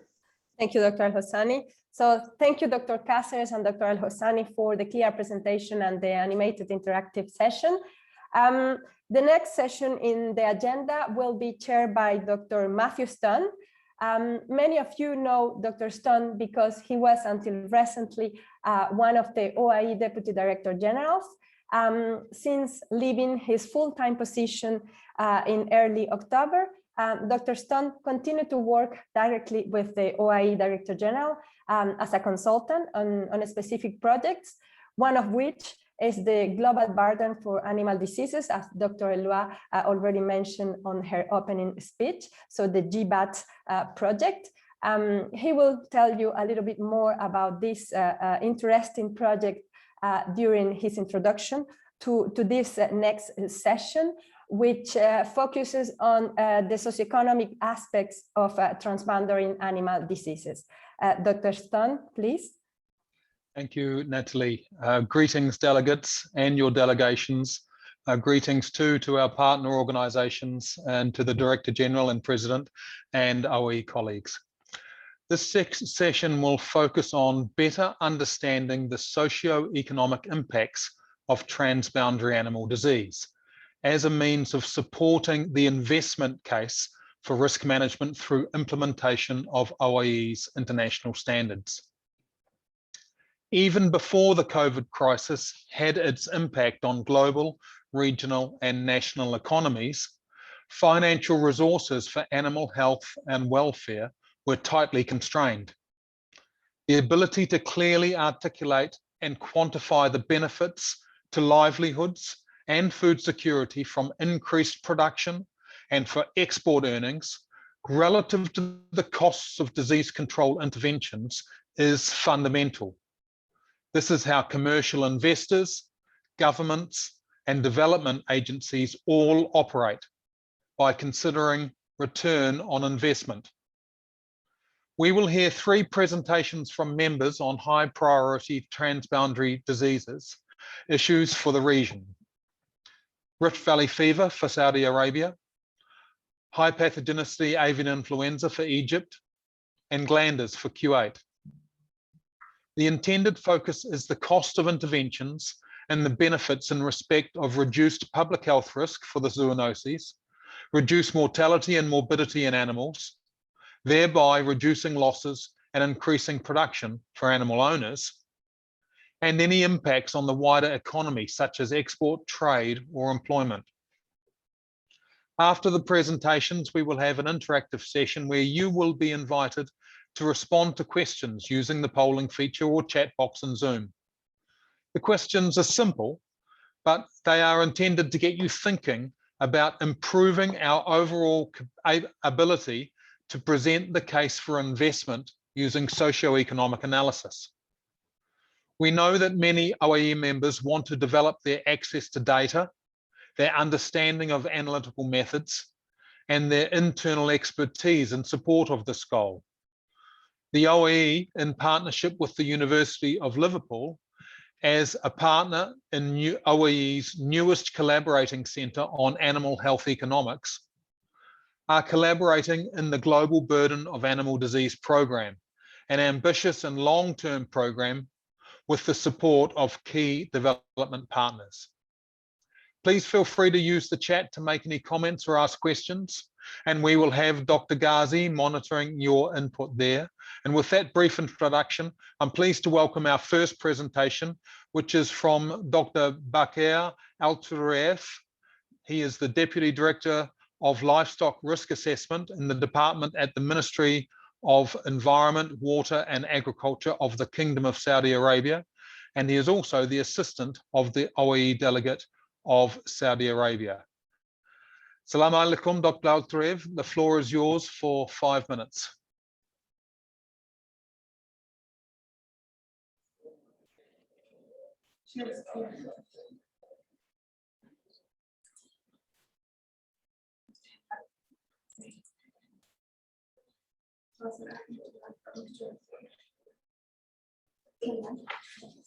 Assalamu alaikum. Hello everyone. Good day everyone. Dr. Bakr Al-Turayef, assistant of the Dr. Sanad Al-Harbi, Saudi delegate of the OIE.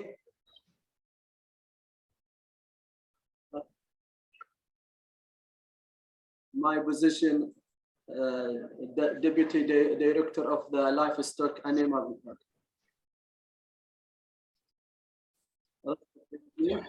of the Ministry of the Environment, Water and Agriculture. I will present today on behalf of Sanad Al-Harbi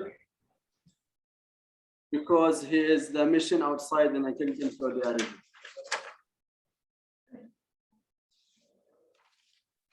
Start with the presentation now. We prepare for presentation for the topic Rift Valley fever and the KSA.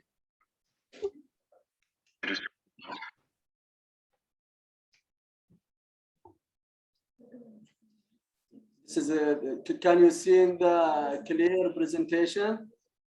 Yes, we can. We can see and hear you very clearly. Please proceed. History. The Rift Valley fever disease was firstly recorded in Saudi Arabia in August 2000 in the South region in the Jizan, Asir, Al-Qufida, Al-Baha, and Makkah. So studies indicated the virus isolated from kingdom was genetically related to the detection in the Kenya and others African country in the 1979-1989.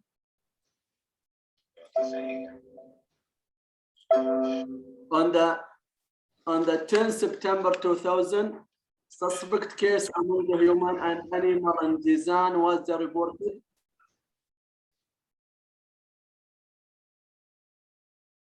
And 15 September 2000, the diagnosis of the disease was confirmed in the laboratory of the CDC in the USA.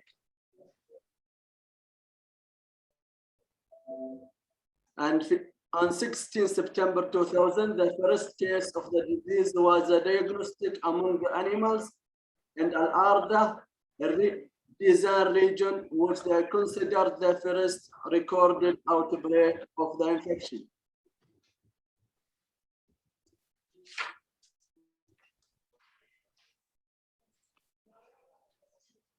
This table described the distribution of outbreak of Rift Valley fever in the kingdom.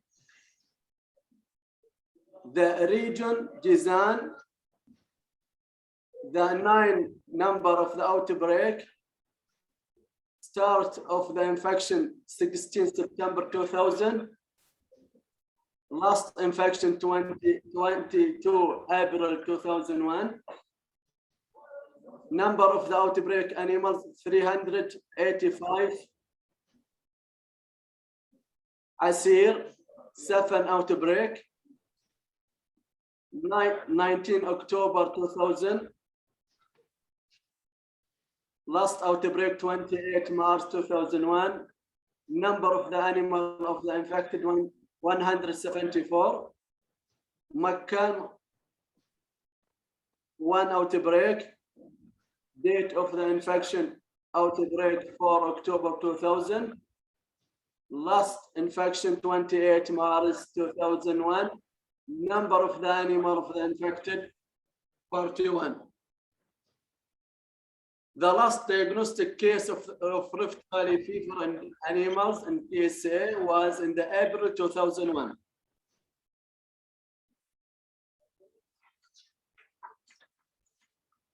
Now the slide, we have surveillance and control measure.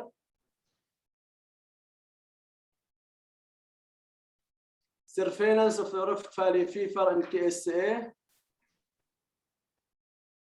providing the outbreak zone with the 128 professional team to examine the suspected animals, recorded the number of the dead and aborted animals, collected sample and vaccinated livestock. Number 2, the ministry has established 2 advanced laboratories in the Jizan and provided them with the high-tech advice, the veterinarian diagnostic laboratories for diagnostic of the Rift Valley fever and others infection disease and examination of the Rift Valley in the mosquito sample.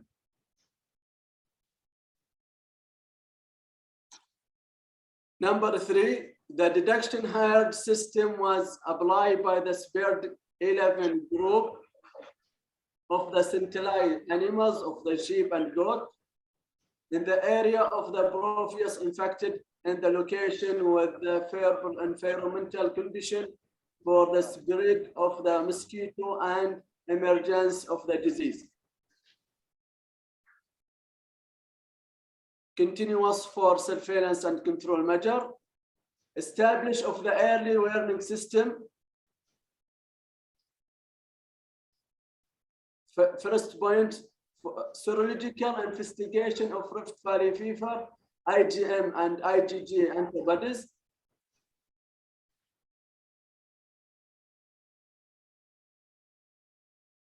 Passive and active surveillance of the Rift Valley fever. Number 3, monitoring of environmental and climate change. Number 4, regular isolation of the viral causative agent vector-borne disease.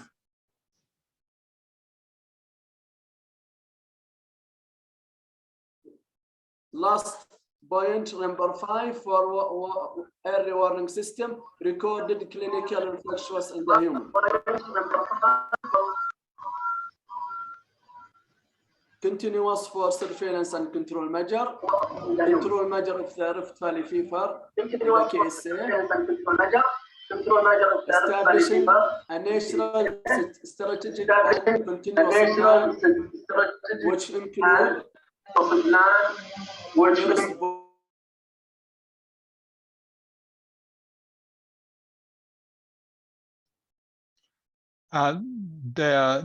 Doctor, please unmute your microphone. We just had a little bit of interference on the line there. So if you could please unmute and continue for 1 more minute.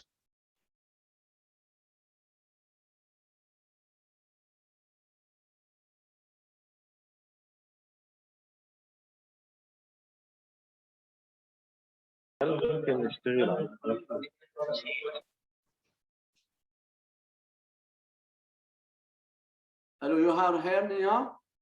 Yes, please continue. 1 minute, please. Yes. Apply animal vaccination using live attenuated vaccine, Smith Bear, at South region of the Kingdom, 1,200,000 head annually. Internal control movement of livestock from to the southern region of the Kingdom. Movement control between the country. Active surveillance was carried out in the all region of the Kingdom during 2017 and 2019. It was no prevent any viral activity at all after examination more than 10,000 serum sample. Last point for control measure, factor control by the sparing insecticide and destruction of the mouse.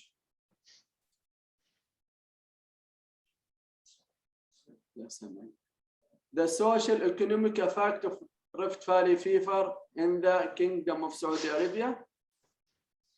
Number 1, the outbreak of Rift Valley fever in the Kingdom in the 2000 posed significant economical impact on the livestock farmers due to the abortion of the large number of the pregnant animals and death of the newborn.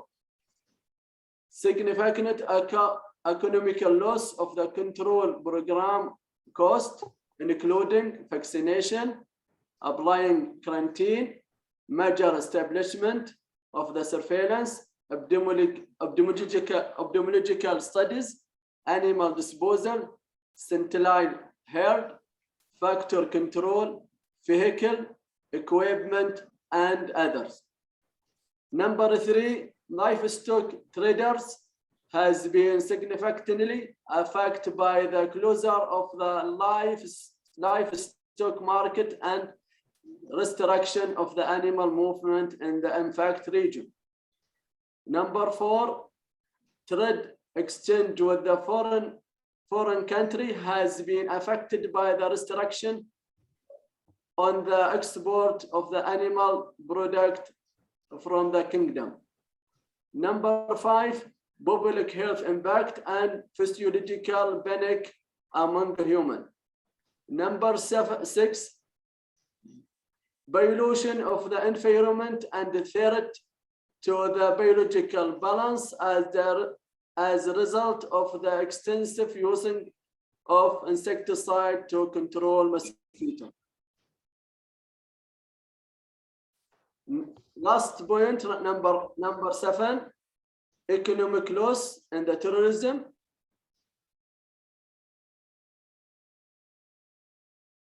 Challenges. We have 4 challenges for this disease. First of challenge. I'm sorry to interrupt, Doctor. I'm sorry to interrupt, Dr. Altarev. We're going to have to stop you there in the interest of time. Shukran, and thank you for sharing your experience. All the presentations are going to be made available on the conference website, so you'll have all have an opportunity to see them more clearly. If anyone has any questions, please write them into the chat in either English or Arabic, and Dr. Altarev can answer them directly, or we'll try to find time to address them in the interactive session. We're going to move on now. It's now my pleasure to introduce Dr. Youssef Al-Zemi, the Head of Epidemiology and Zoonosis Diseases at the Public Authority of Agriculture Affairs and Fish Resource of the State of Kuwait. He will present on behalf of the delegate of Kuwait. Dr. Altarev, if you could stop sharing the screen, please, and we'll invite Dr. Al-Zemi. The floor is yours for 5 minutes, please.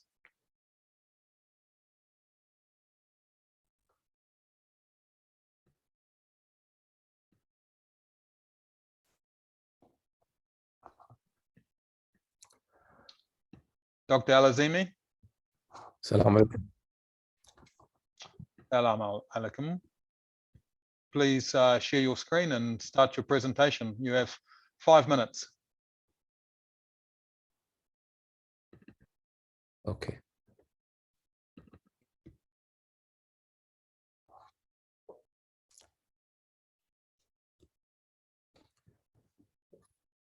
Hello, everyone. Do you hear me? My name is Youssef Al-Azmi, Head of Epidemiology and Zoonosis Disease in the Animal Health Department and Public Authority Agriculture Affairs Fish Resources, Kuwait.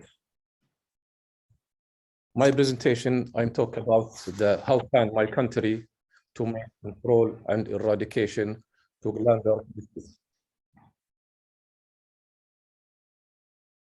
I'm not going to the more details about the disease. I'm going directly to the history.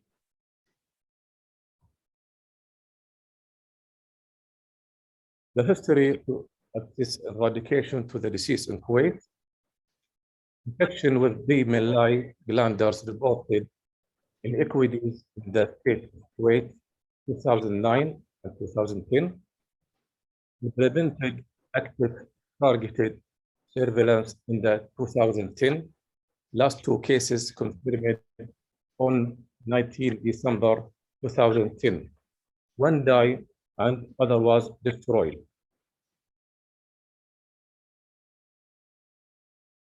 Through surveillance demonstrated absence of D. melli infections in equities, regained free status by self-declaration in March 2012. Since March 2012, maintained free status by country surveillance as part of early detected testing.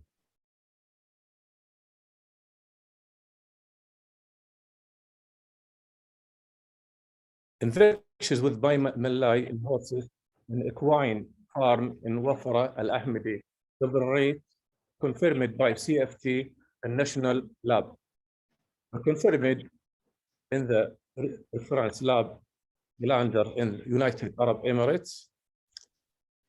Measure taken to eliminate D. melli infection and outbreak was resolved on 17 September 2019.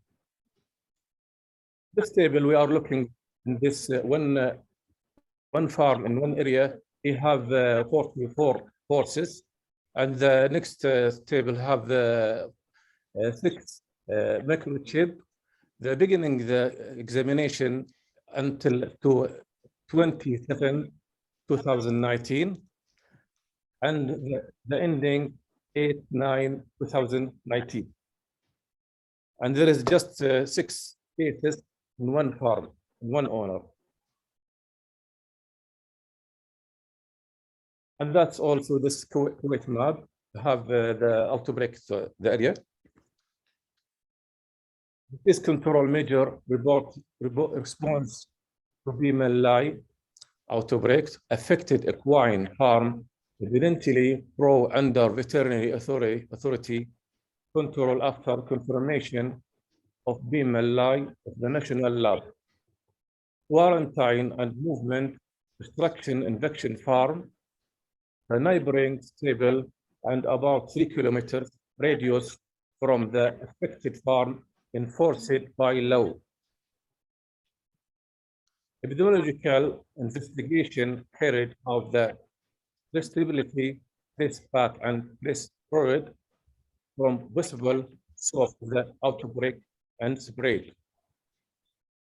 Movement control were maintained outside the 3 kilometers area. All horses tested with negative result by CFT prior movement. Disease control measure responses to BMLI vaccine outbreaks. Affected horses humanly euthanized for diagnosis purpose, post-mortem examination conducted, and prevalent specimens were collected for BMLI isolation and identification, including for genetic analysis. Carcasses were deeply buried with an appropriate disinfection procedure. Affected equine farm business cleaning and disinfection with appropriate disinfectant.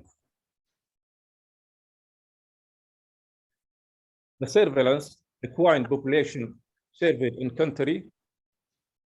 Surveillance active targeted has been carried out the accordance with OIE Code Chapter 1.4 Animal Health Surveillance, Chapter 12.10 Article 12.10.8 and 12.10.9 for glanders, who demonstrated absence infection with BMLI.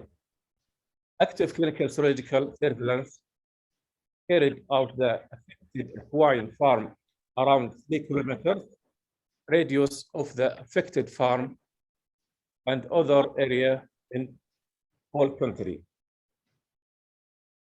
Basic clinical surveillance carried out the carrying public awareness in all country, including in the imported horses.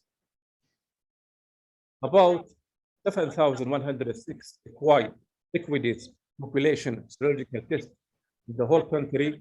Only 6 horses confirmed as positive for BMLI in one farm.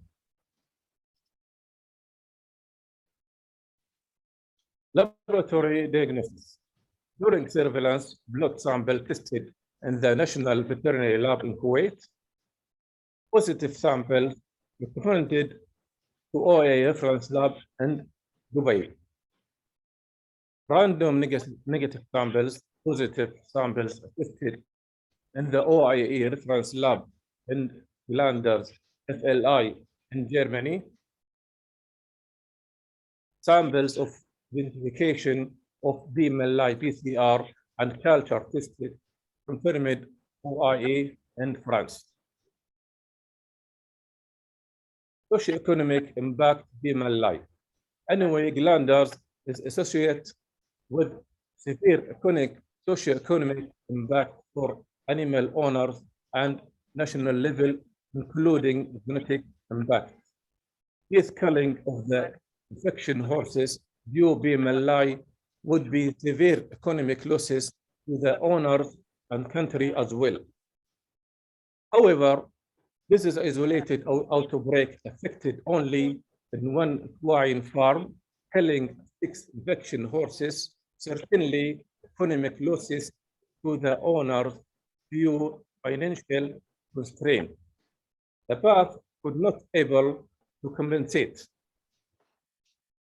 The animal owners has managed the losses rated with the path contained and eliminate glanders. Trade Kuwait export registered horses to GCC country, Europe and USA, and some explained with the trade of the horses export severely affected due this outbreak as many side country ended horses from Kuwait. Zoonotic impact established few outbreaks. The challenge Kuwait had previous experience has learning lesson handling glanders outbreak in 2009 and 2010. Rapid action taken response carried outbreak 2019 to contain the infection. Human resources, logistic arrangement, enhancing surveillance strategy, and laboratory diagnosis were considered as little bit challenge and financial containment and COVID-19 pandemic situation, lockdown and slowed down veterinary service routine activities from pandemic from beginning February 2020. However, active and passive surveillance activities were not much affected. Carried out the order eliminate glanders. The self-declaration for recovery-free status for BMLI prior the confirmation of the infection with BMLI glanders July 2019, the National Lab State of Kuwait had been free from the infection with BMLI since 11 March 2012. A continuous awareness programs from disease in place, stamping out policy, selective killing, disposal of the carcass, and cleansing of the disinfection from establishment was applied and completed of the infection Christmas, including cleansing of the disinfection and infected Christmas on 17 September 2019. 12 months have elapsed in accordance with OIE Tertial Code Chapter 12.10, Article 12.10.3, after cleansing disinfection of the infection Christmas. Okay, Surveillance Shukran, has Dr. been carried out in accordance with OIE Tertial Code Chapter 12.4, Animal Health Surveillance, Chapter 12.10, Article 12.10.8 and 12.10.9 for glanders, and no case or no evidence of infection with BMLI. Shukran, The Dr. state of Kuwait Al-Zam. Thank you. Free from the infection with BMLI glanders in equities as 17 September 2020, with the previous of Chapter 1.6 and Article 12.10.3 of the OIE Tertial Code 2019, and considerate with information previous WAHIS. Shukran, Dr. Al-Zam. We're going to have to stop you there. Finally, I extend my sincere thanks to OIE, especially and Dr. Ghazi Yahya for his help and his visit to Kuwait and given recommendation to quickly to get rid of the disease as soon as possible. Thank you for attention. Thank you, Shukran, Dr. Al-Azam. We're going to move straight into our final presentation now. Allow me to introduce, it's a pleasure, Dr. Mohammed Attia, the Under-Secretary of Preventative Medicine at the General Organization for Veterinary Services in Egypt. He will present on behalf of the delegate of Egypt. Assalamu alaikum, Dr. Attia. The floor is yours for 5 minutes, please. Alaikum salam. Thank you, Dr. Stone. Assalamu alaikum wa rahmatullahi wa barakatuh. Bismillah ar-Rahman ar-Rahim. Salatu wa salam ala kafat al-anbiya wal-mursalin. First, I would like to apologize on Dr. Abdul Halim because he was unable to be here. The presentation I'm sorry, the sound is not clear at all. This is an interpreter's note. I cannot hear the speaker clearly. I'm sorry.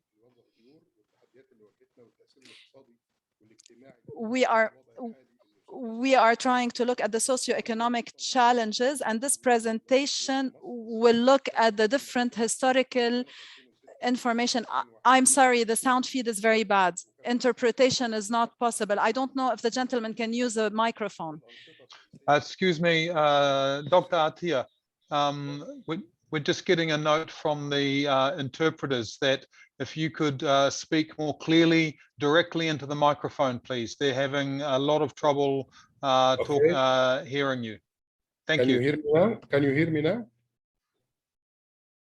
Can you hear me now? Let's proceed and we'll try. I hope the interpreters can hear you better now. Okay, okay. العرض بيشمل نظرة تاريخية. So we look at a historical overview of the different strategies that what has been done since 2006 till 2021, as well as the updated HP or avian flu plan and how this has impacted the different interventions that we have taken at the level of Egypt, as well as the main activities that targeted the veterinary services, what we did to improve the animal health surveillance system in Egypt, and how Egypt has gotten through the different challenges. We are also going to talk about lessons learned and Egypt now. Dr. Atia, you have not shared your screen yet. We will start here. We will talk about the socio-economic impact of the livelihood of the Egyptian community and how the Egyptian government overcame that.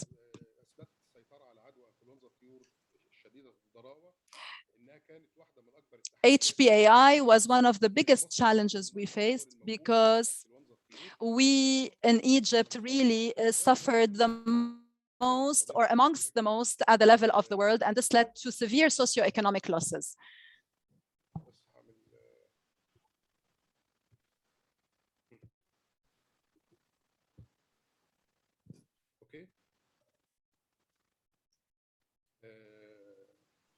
الدواجن والبيض هم المصدران الرئيسيان او الوحيدان من مصادر البروتين الحيواني للاسر الفقيره.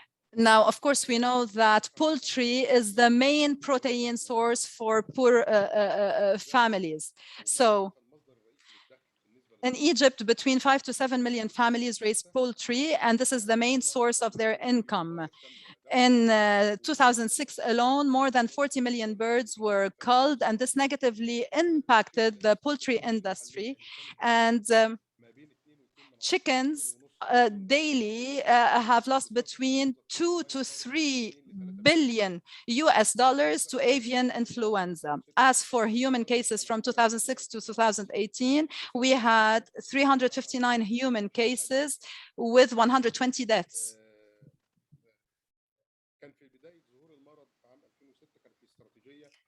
There was a strategy in 2006 that looked at the endemic areas. However, the stamping out policy had its drawbacks because non-infected birds had to be killed, and this represented a huge economic loss at the national level.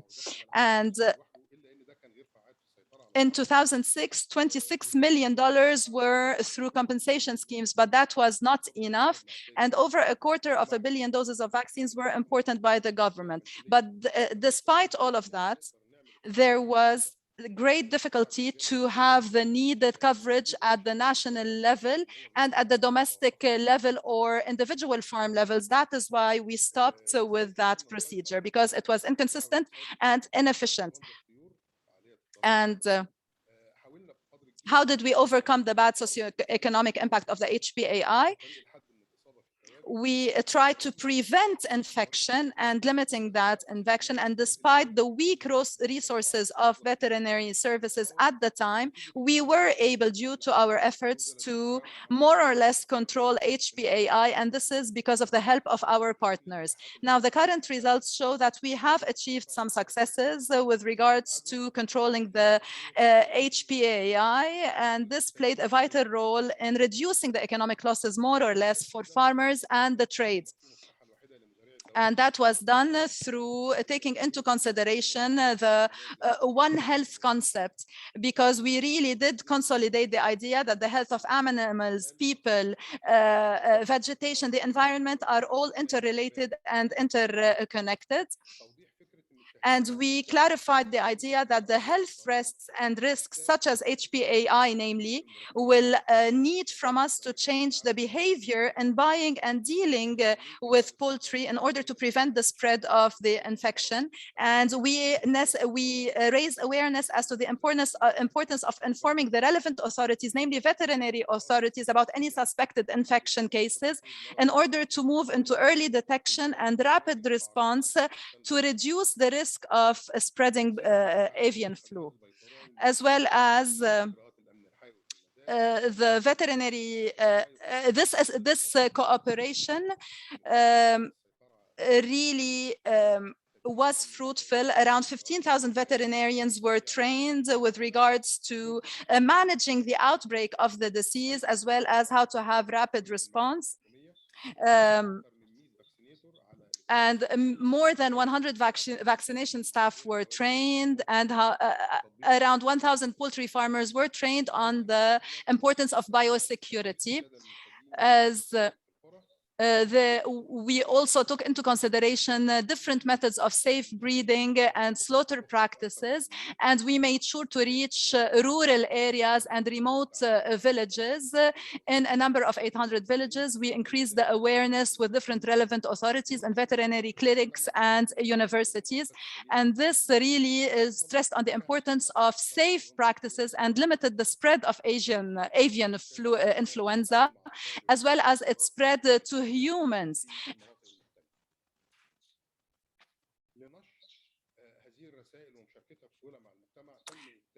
Now, of course, in order to share these messages with the different local communities and relevant stakeholders, many documentary films on good breeding practices were spread, as well as biosecurity measures produced in collaboration with different partners, but it was at a high cost, as well as taking into consideration different examples from different partner countries. And the veterinary authority was able to detect and respond to different strains that of avian influenza virus, and the number of the HPAI cases decreased. And of course, this might spread to where this might spread to humans. So the cases were decreased from 40 with 16 deaths in 2011 to 0 fatalities in 2018. And no human infection now has been detected, and this has been the case since 2018. Thus, those efforts must be continued in order to preserve that status. With regards to the obstacles that we might face with regards to the implementation of the strategy, control strategy, we say that we still need to respond in a rapid and prompt manner. We do not have good public-private partnerships, and sometimes in some sectors, production sectors, the level of biosecurity is low. Regards to the lessons learned, long-term sustainable investments in agriculture are needed, as well as investments in rural communities. And we also need the long-term coordination amongst the different line ministries in order to make sure that there is effective coordination. And this restructuring of the sector should be taken into consideration in order to further the spread of later infections. And with regards to lessons learned as well, I want to say that we were able to define the disease-free compartments with the prospects of improving our export activities and and identifying export markets. And there is a need for strengthening the public-private partnerships, the PPPs, because we need to really be ready to address emerging or re-emerging diseases. Our preparedness needs to be on point, and we need to also take into consideration in our our strategies, biosecurity, vaccination, and surveillance. Now, with regards to the current statu quo, we have skilled manpower with regards to the diagnosis, and 5 laboratories have been established in different governorates, and they are working according to the international standards and guidelines. There are 5 satellite laboratories, as I have said. We have effective networking at the level of labs, and we have moved into the One Health platform, and here this includes the different relevant stakeholders from the line ministries, public health authorities, and the Minister of Public Health. So these stakeholders coordinate in order to look into the needed steps to be taken. And allow me, we also have the computerized TAD info database, as I have said. And we have the different guidelines on biosecurity for safety. We have established as well and operationalized the community animal health outreach program in different districts, 250 districts, in order to raise public awareness for the relevant stakeholders. Now, before 2006, Egypt exported poultry to more than 11 African and Asian countries. However, in 2006, and after the outbreak of avian flu, we experienced a severe blow in that. But now, 14 years later, the poultry industry recovered, and the WHO officially, the OIE officially announced that Egypt is among the countries that has adopted the compartmentalization system, and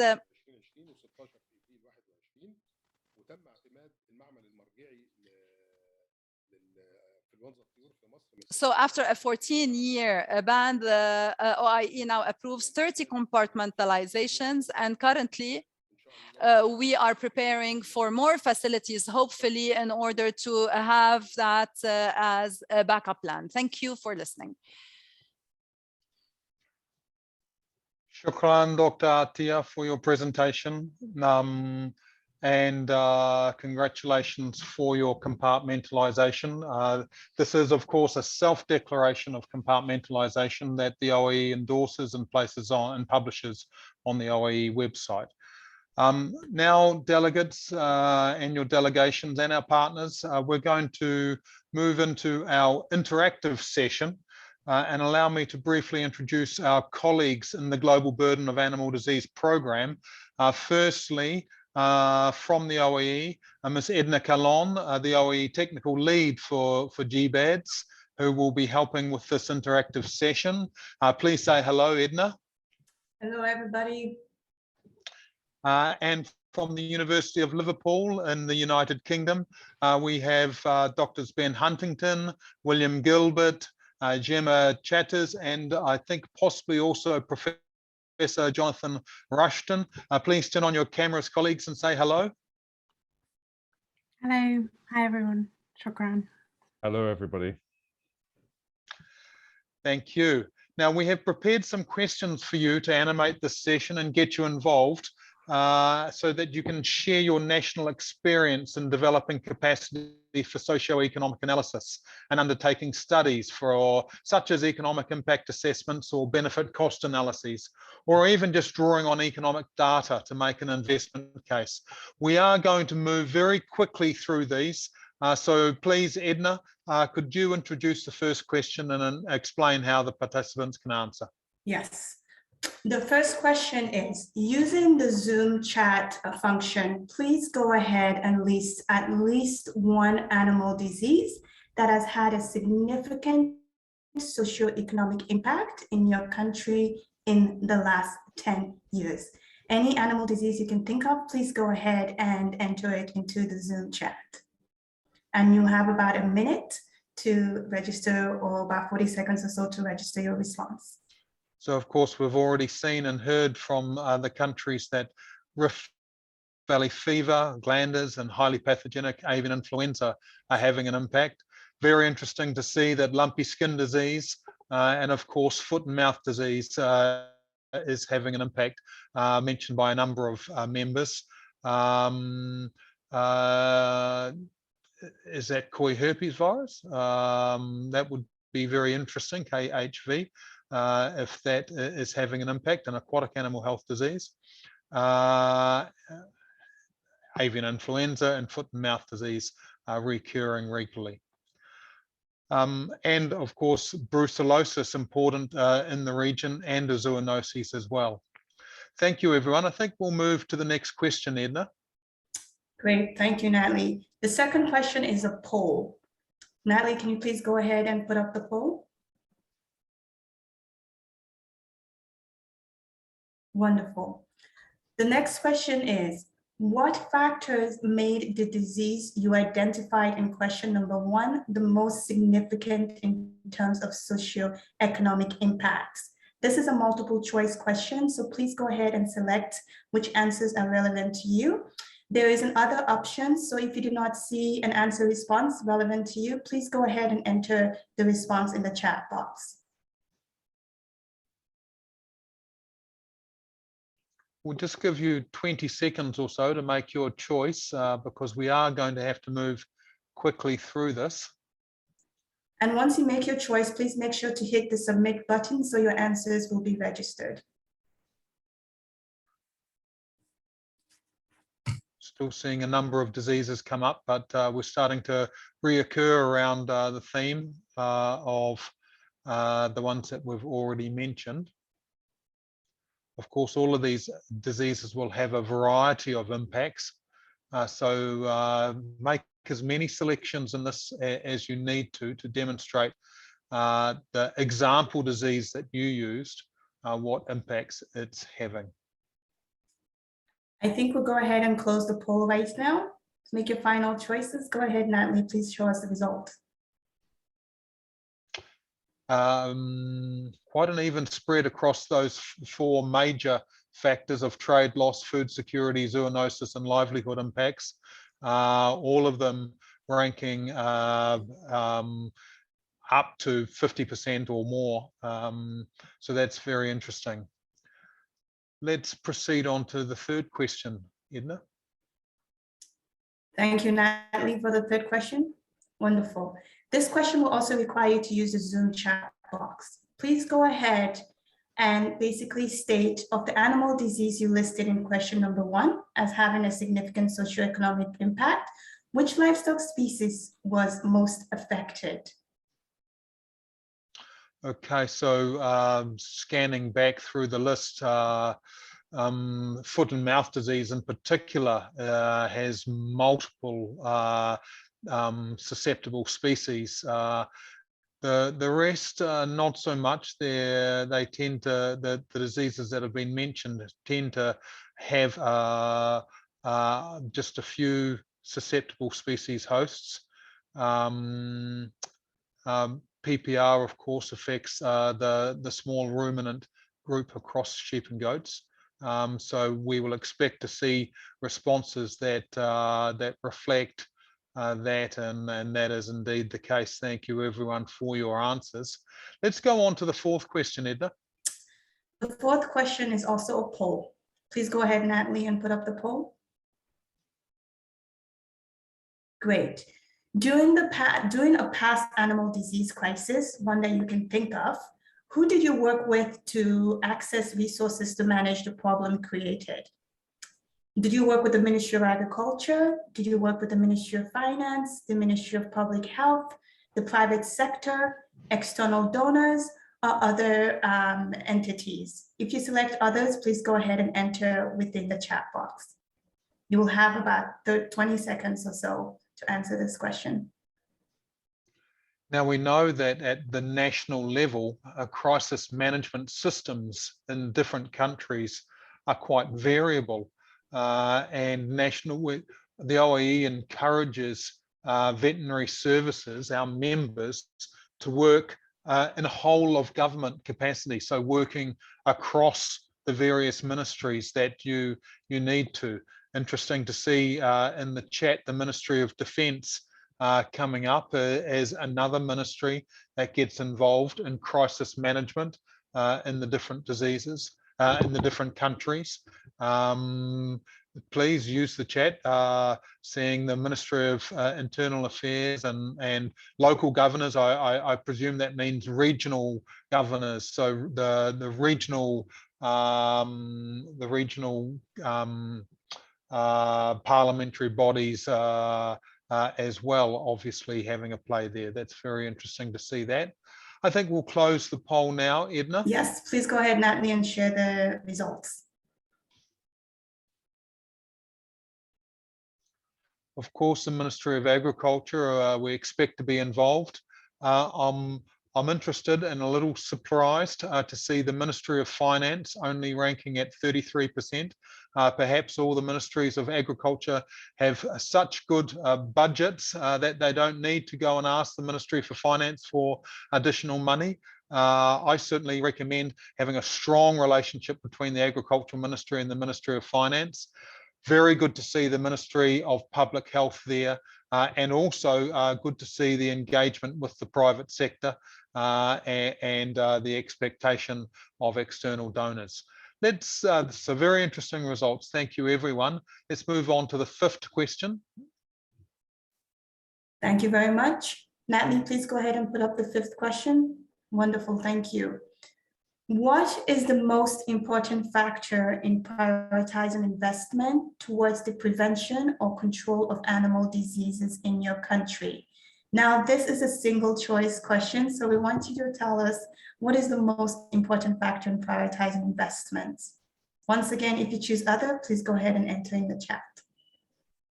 Okay, so just the one choice this time. Let's leave that poll up if we can. Yes, please. So that everyone can see those. Let's go back and put the poll up, please, not the results.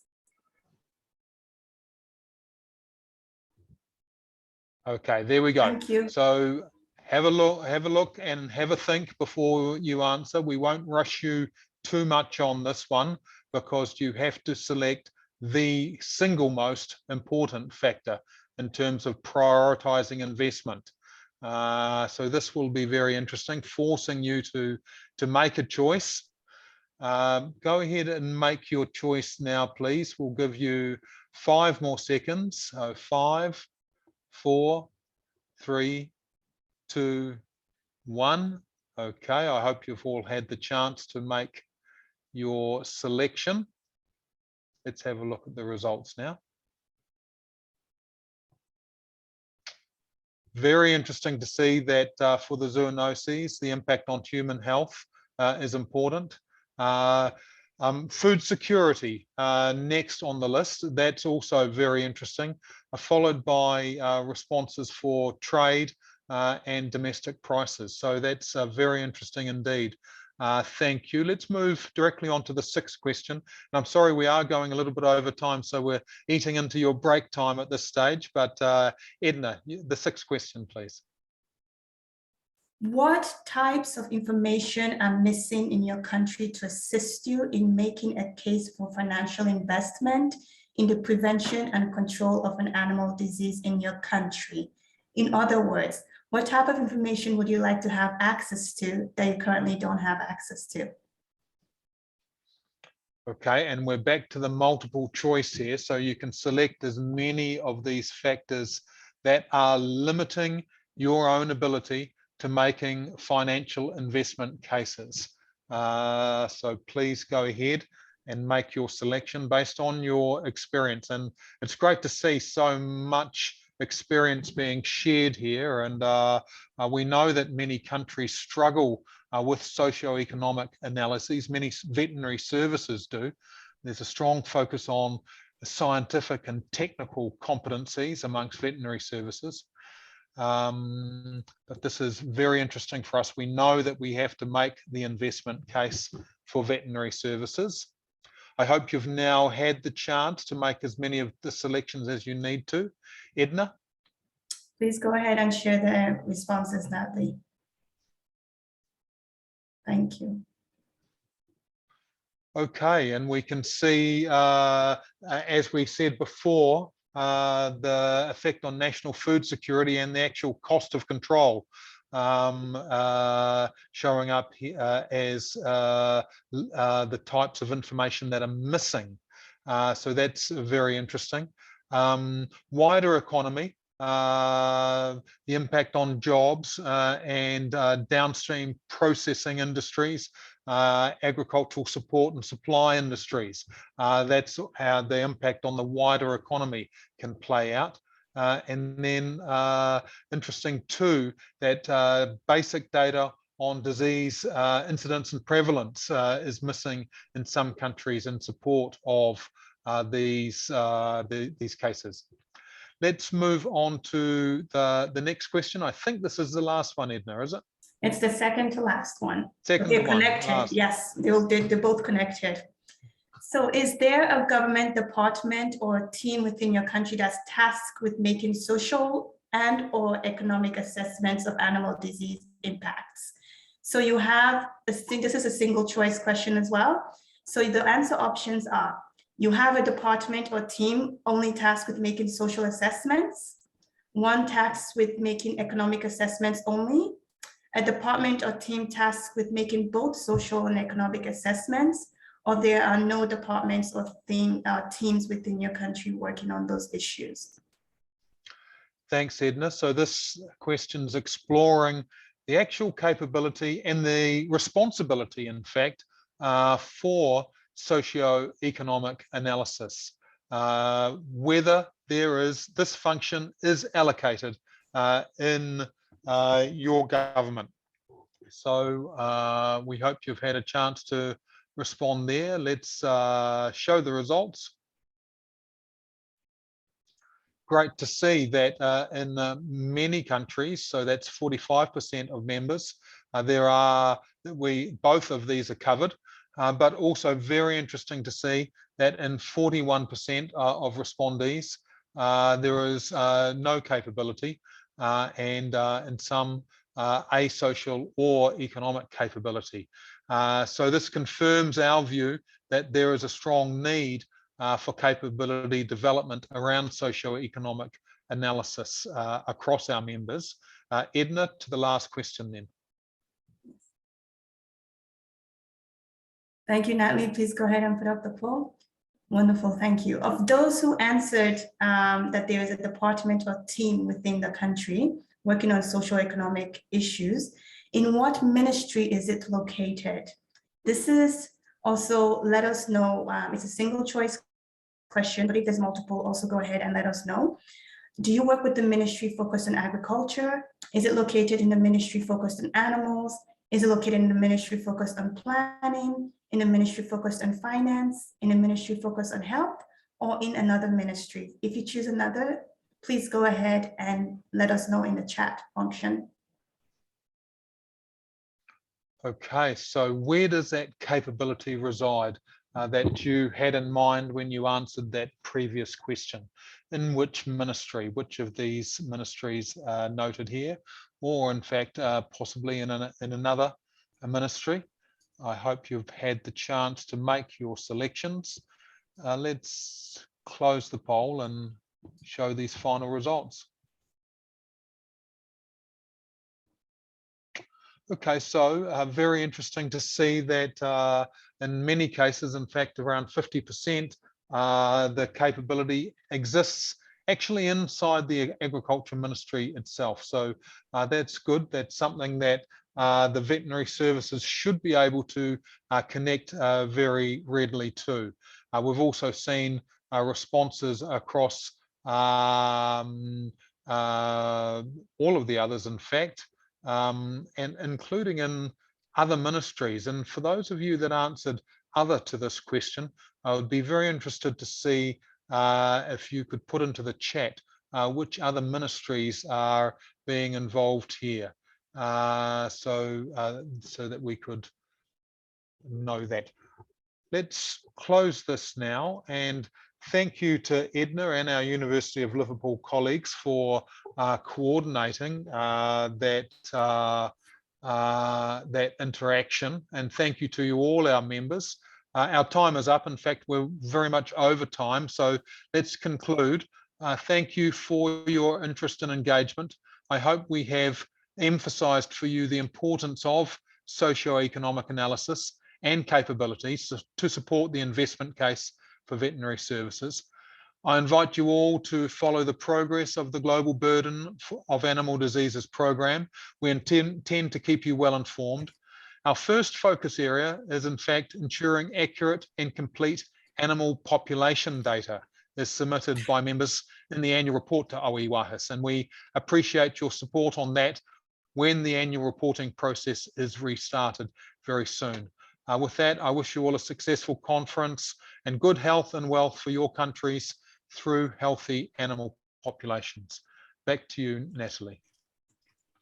Thank you, Dr. Stone. Thank you, Mrs. Massey, and all the delegates that presented in this session. It was a very interesting and interactive session. It is now time for a very short break. And actually, we are running out of time. We are 20 minutes late on the agenda. So I will give you only 5 minutes break. And before doing that, we will go with a group photo. So I kindly invite all of you that want to appear in our nice group photo to keep memories of this event, to turn on your cameras and put your most beautiful smile and give us a few seconds for the photo. And then you will have 5 minutes to take a little break and come back to the last session of this conference. Thank you. So I ask my colleagues to inform us when the photo is taken and delegates can and participants can go for the little break.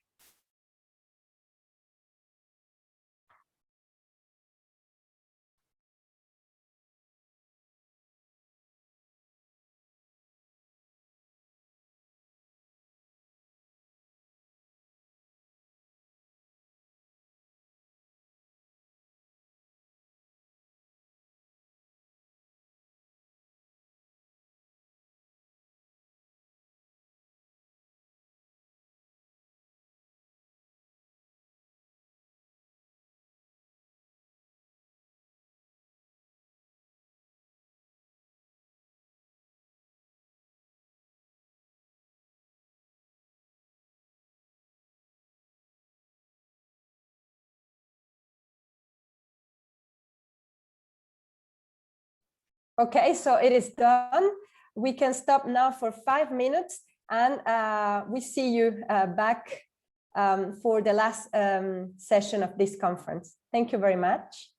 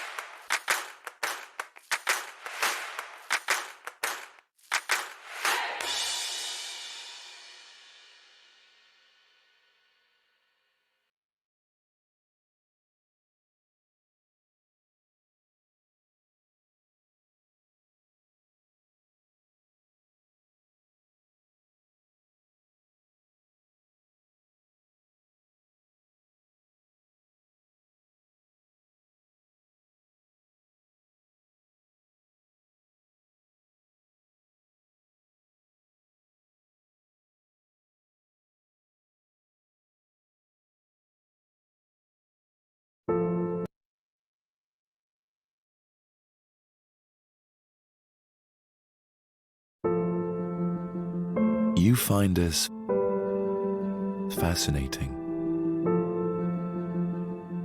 You enjoy our taste. Your living is sustained by us. For you, benefits of aquatic animals seem infinite. This could end tomorrow if you do not keep us healthy. By improving aquatic animal health worldwide, you can support more than 50 million farmers.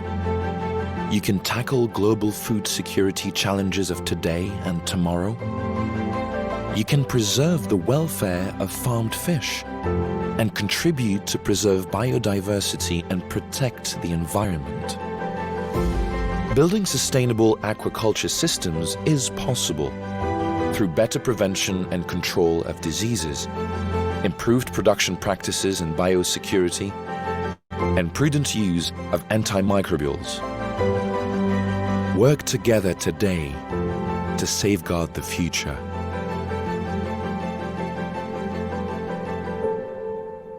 Our benefits are infinite. Keep us healthy.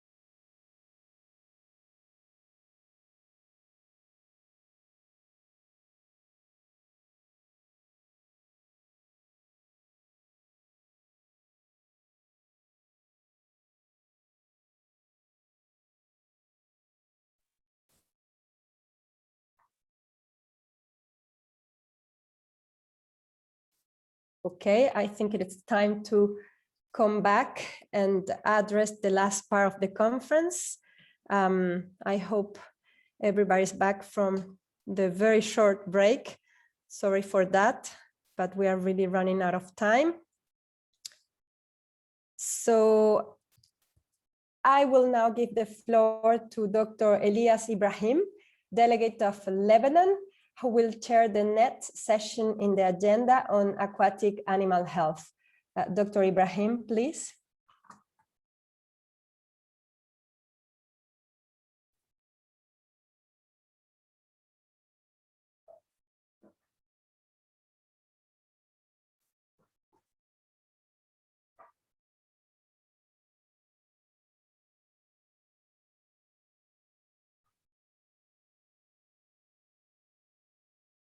Please, Dr. Ibrahim, Dr. Ibrahim, I think you are mute, yes. Okay. I'm President of the OIE, Dr. Mark Ship, General Director, Dr. Monique Elwa, Dr. Ghazi Yahya, delegates, representatives, and colleagues. Hope you are doing well. It's a long time ago that we didn't met each other. In this session, Aquatic Animal Health, the OIE launched its first aquatic animal health strategy in May 2021 at the occasion of its 88th general session. This session aims to inform on how the aquatic animal health strategy can support the countries in the Middle East. It will also provide some examples regarding the importance of strengthening efforts on aquatic animal health through the operationalization of an aquatic regional network, ACMINET, as well as regarding the importance of preparedness and response. In this session, Dr. Jing Wang, Regional Veterinary Officer from the OIE Regional Representation for Asia and the Pacific, will provide details on the regional collaboration framework on aquatic animal health in Asia and the Pacific. Followed by Dr. Faris Al-Ghamdi, the Director General of the Health and Fisheries Services from the Ministry of Environment, Water and Agriculture of the Kingdom of Saudi Arabia, who has 10 years of experience in managing aquaculture at regional and national level and will present the Aquatic Middle East Network, ACMINET. After that, Dr. Ali Al-Ramah, Chargé de Mission at the OIE office in Beirut, will say a few words on aquaculture before introducing Professor Eli Awad from the Faculty of Agriculture Science and Veterinary of the Lebanese University and Chairman of the Lebanese Commission for Food Safety, who will address the Caron Lake incident in Lebanon. And finally, Dr. Stian Johnson from the OIE Standards Department, who will close the session by presenting on the OIE Aquatic Animal Health Strategy and facilitating, together with Dr. Jing, the interactive activity that will follow this session. So Dr. Jing, the floor is yours, please. Thank you very much, Mr. Chair, for introducing this session and also to introduce me. And so in my presentation, Great, I hope you can see my slides. Yes. Thank you very much. So in my presentation, I will share with you some example from Asia and Pacific regarding how we strengthen our network in our region to address the issues on aquatic animal health. I assume maybe not all of you are very familiar with aquatic animal health. So first of all, I would like to share with you some very important point about why aquatic animal is so important to us and why we decide to have this regional collaboration framework on aquatic animal health in our region. So I think because we are human beings, so we actually, if there's no allergy, I think we prefer to eat some seafood once a week or once a month. And so actually aquatic animal is a quite good source of protein and also help the members can gain some economics from other countries. Like I know for like Saudi Arabia, they have quite good shrimp farm with very good biosecurity facilities. So if you want, you can also export those aquatic animal products to other countries. So it's important for the human, for the nutrition, and also to help us gain some economic from others. So just to share like from our region, because there are more and more emerging disease with growing of the aquaculture industry. And so far at our region, we have no any coordination mechanism to bring more synergies in this topic. And the most important is this year during the general session, the OIE launched the first aquatic animal health strategy. So we decided we need a regional collaboration framework. This regional collaboration framework will strengthen collaboration between OIE reference laboratories and members on several issues, such as disease diagnosis, sharing reference material, etc. And also this collaboration framework will serve as a tool to implement the OIE strategy in the region. So this framework is adopted in the 31st Regional Conference for Asia and Pacific in 2019. So in this slide, I will share with you some key steps we did in the past years. And some key things I think maybe is important for this region if you want to establish this network. So I think the most important thing is to, for us, we have ad hoc steering committee. So this ad hoc steering committee serves as a core group to coordinate among ourselves to decide the action plan of the regional collaboration for this year and also for next year. And also within this group, we can identify some priority activities we can do together in the coming years. So this steering committee, including participants from the OIE reference laboratories and also some focal points for aquatic animals in our region. We send a call for expression of interest to all the experts and OIE focal points. And so after receiving their interest, we evaluate the candidate and establish this steering committee. So till now, we had 2 meetings since 2018. In the first meeting, we identify 3 flagship activities, which I will share with you later. And in the second meeting of this meeting, we adopted the concept note of this project and decided the next step to implement these key activities. So here is the 3 flagship activities being identified by the steering committee and also by the members of the regional collaboration framework. So the first one is collection and evaluation of existing guideline and awareness materials on aquaculture biosecurity for small-scale farms in the Asian Pacific region.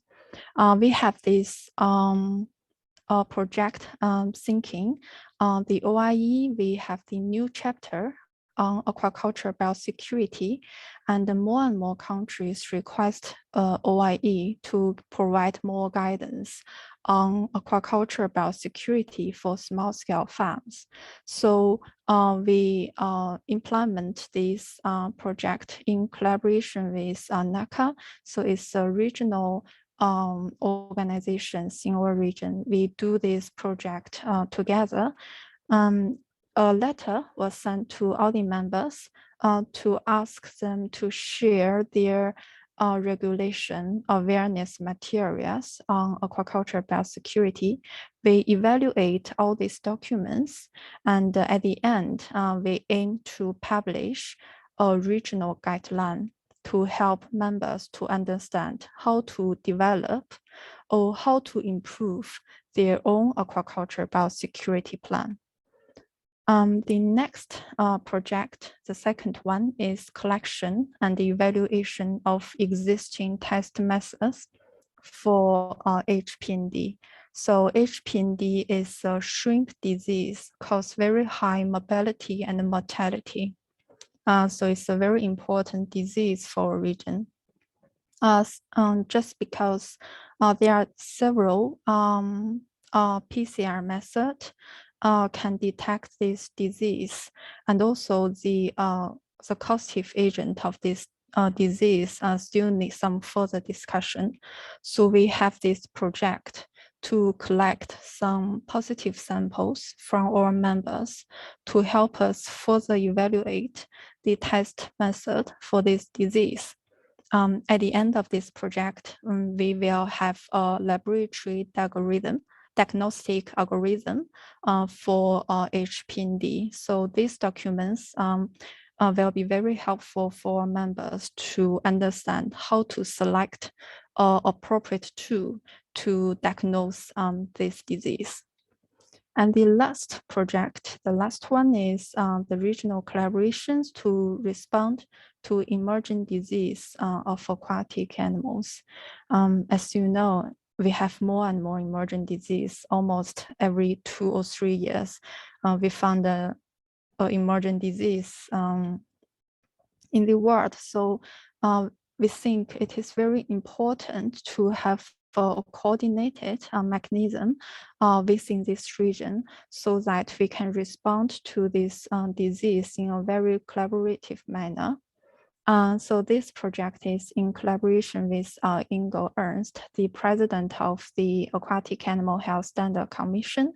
And I think this activity is also very much in line with the one component of the OIE aquatic health strategy. In addition to this, we also have some side event or some subject of this collaboration framework. The first one is AMR and AMU. As you know, the AMR and AMU is a very hot topics in recent years, and there are more and more, questions about the roles of aquatic animals in spreading antimicrobial resistance gene. So we have several meetings to support members to understand how to responsible and prudent use of antimicrobials in aquaculture, and also help them understand how to analysis and how to collect data in aqua farm. The next one is investigation into the current expertise and source of OIE reference laboratories in the region. So we send a questionnaire to all the reference labs in our region and to ask them what kind of support you can provide to a region, and post this information on the regional website so members can easily find out the support they can get from the reference laboratories.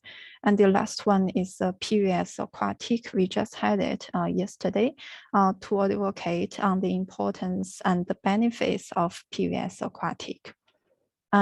So I think that's all from me. And thank you again for inviting me to this meeting. And back to the chair. Thank you. Thank you, Dr. Wing and Dr. Wang. Hope that the pronunciation is good.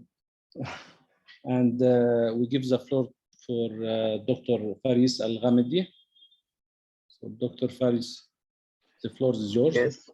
Hi, everyone. My presentation in English, but I will speak by Arabic. في البداية نشكر لكم إتاحة الفرصة وتقديمكم First of all, I would like to thank you for giving us this opportunity. لضيق الوقت يعني سوف نستعرض لكم العرض الخاص Due to the limits of time, I would like to give you this quick presentation about the establishment of a new network, the AQMNet or ACMNet, giving the growing interest in the field of aquaculture and fisheries in the Middle East region. There's also an increasing demand for aquatic animals and their products, and we are faced with higher risk of diseases with growing international trade of aquatic species, and there is less knowledge on the pathology and need for specific diagnostic tests and vaccines to better investigate and control the aquatic animal diseases. As it's also important to note that the OIE Aquatic Commission has talked about the need to establish a network of laboratories for diseases of aquaculture. There's also the need to learn more about production practices in order to best control the emergence of diseases. The main objective of the network is to assist member countries to develop their aquaculture sector through the control of aquatic animal diseases, and it's a way to improve scientific and technological capacities in epidemiology and diagnostic of aquatic diseases in the region. It's a way to promote research in fish diseases, epidemiology, and pathology, to offer training of member countries' staff on surveillance, diagnosis, and prevention of specific diseases. It's a way to contribute to the development, standardization, and validation of specific diagnostic methods and reagents for major diseases according to OIE standards and procedures to design and disseminate specific biosecurity elements in the laboratories and aquaculture development and validation of curative products. And it's also a way to serve other specific objectives to promote collaboration between national, regional, and international institutions of OIE, FAO reference laboratories, and to promote specific studies and aquaculture practices, as well as socioeconomic studies, and to look into the nexus between marine species, human environment interface, supporting the implementation of the activities proposed in the work plan on IMR aquaculture by disseminating knowledge on aquaculture or aquatic diseases control and aquaculture production past practices to member countries and the international community as a whole. The work plan will look into considerations related to the means of controlling the transmission of aquatic animal diseases and or pathogens through the production and trade of fishery products, and it will include the organization of high-level training programs on all aspects related to fisheries and aquaculture operations. As for the ACMNet establishment and governance, it's important to note that Middle East countries are countries that border the Mediterranean, the Red Sea, and the Gulf.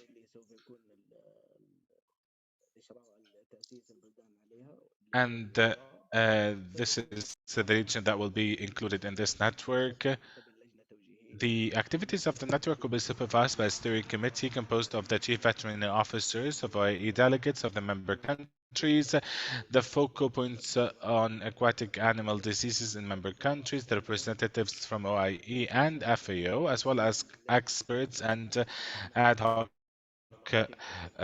members. The steering committee will meet at least twice a year based on the request of member states. The work plan, the budget, and the financial contributions will be regularly discussed and updated during the meetings of the steering committee. The Ministry of Environment, Water and Agriculture of KSA, through the Department of Agriculture, is ready to host the secretariat of this network, ACMANET, in close coordination with the regional GFTAD's Permanent Secretariat in the Middle East, and to establish a specific website for that purpose. So this is a map showing the potential member states of the network to be.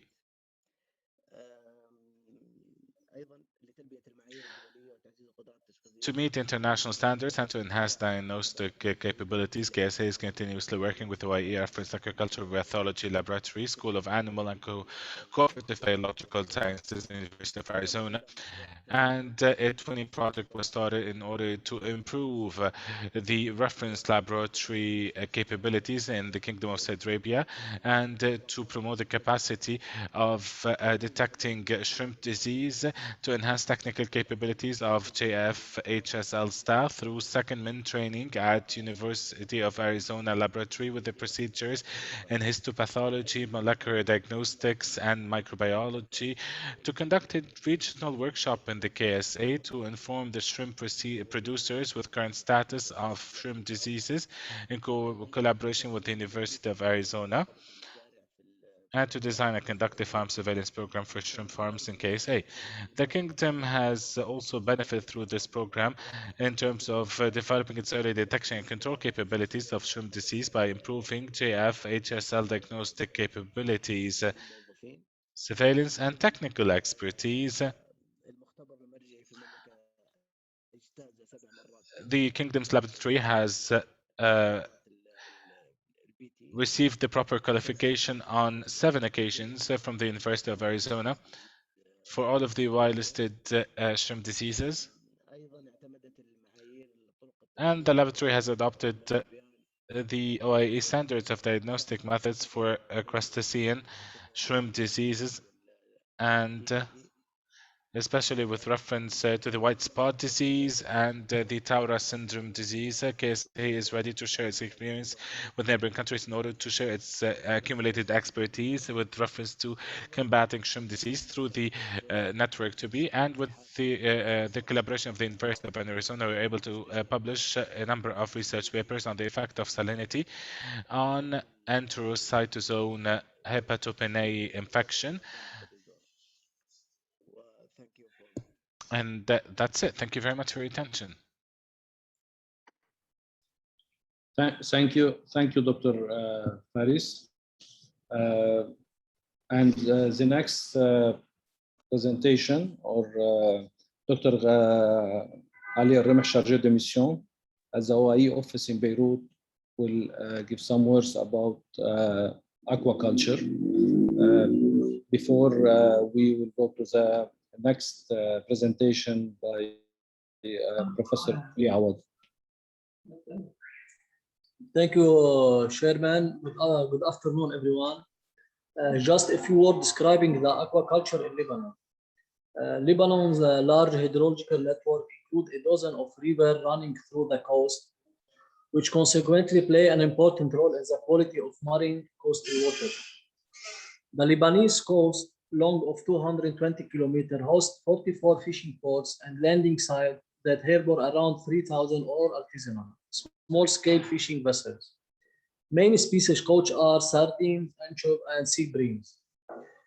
Concerning the freshwater aquaculture, has been practiced since 1930. Most production from the 300 farmers was rainbow trout, which are grown in semi-intensive growing system, mainly along Asia River, that were introduced in 1958. Now I leave the floor for Professor Eli Awad and Dr. Rabi' Al-Rumous to address the presentation about the Lake of Araun at Litani River. Please, Dr. Awad, floor is yours.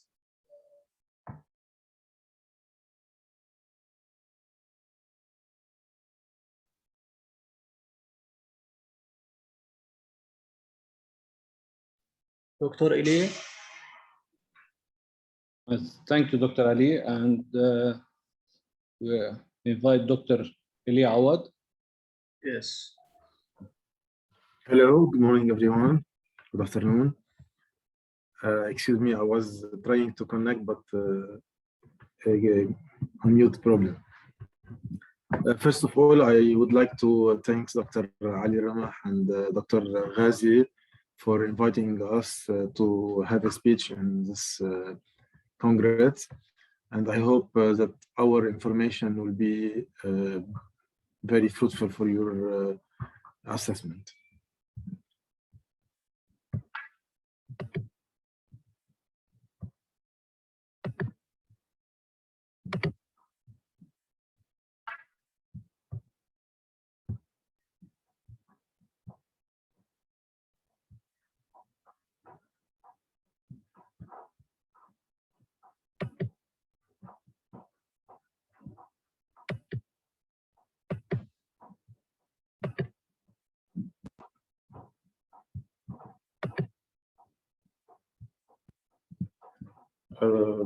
دكتور علي عم تشوفوا الشاشة عندها وبعد Dr. Ali, can you see the presentation? No, not yet, doctor. Yes, now we can see it. Okay. We'll try to summarize Litani experience. As a brief, we have Litani River Basin is around 2,100 square kilometer.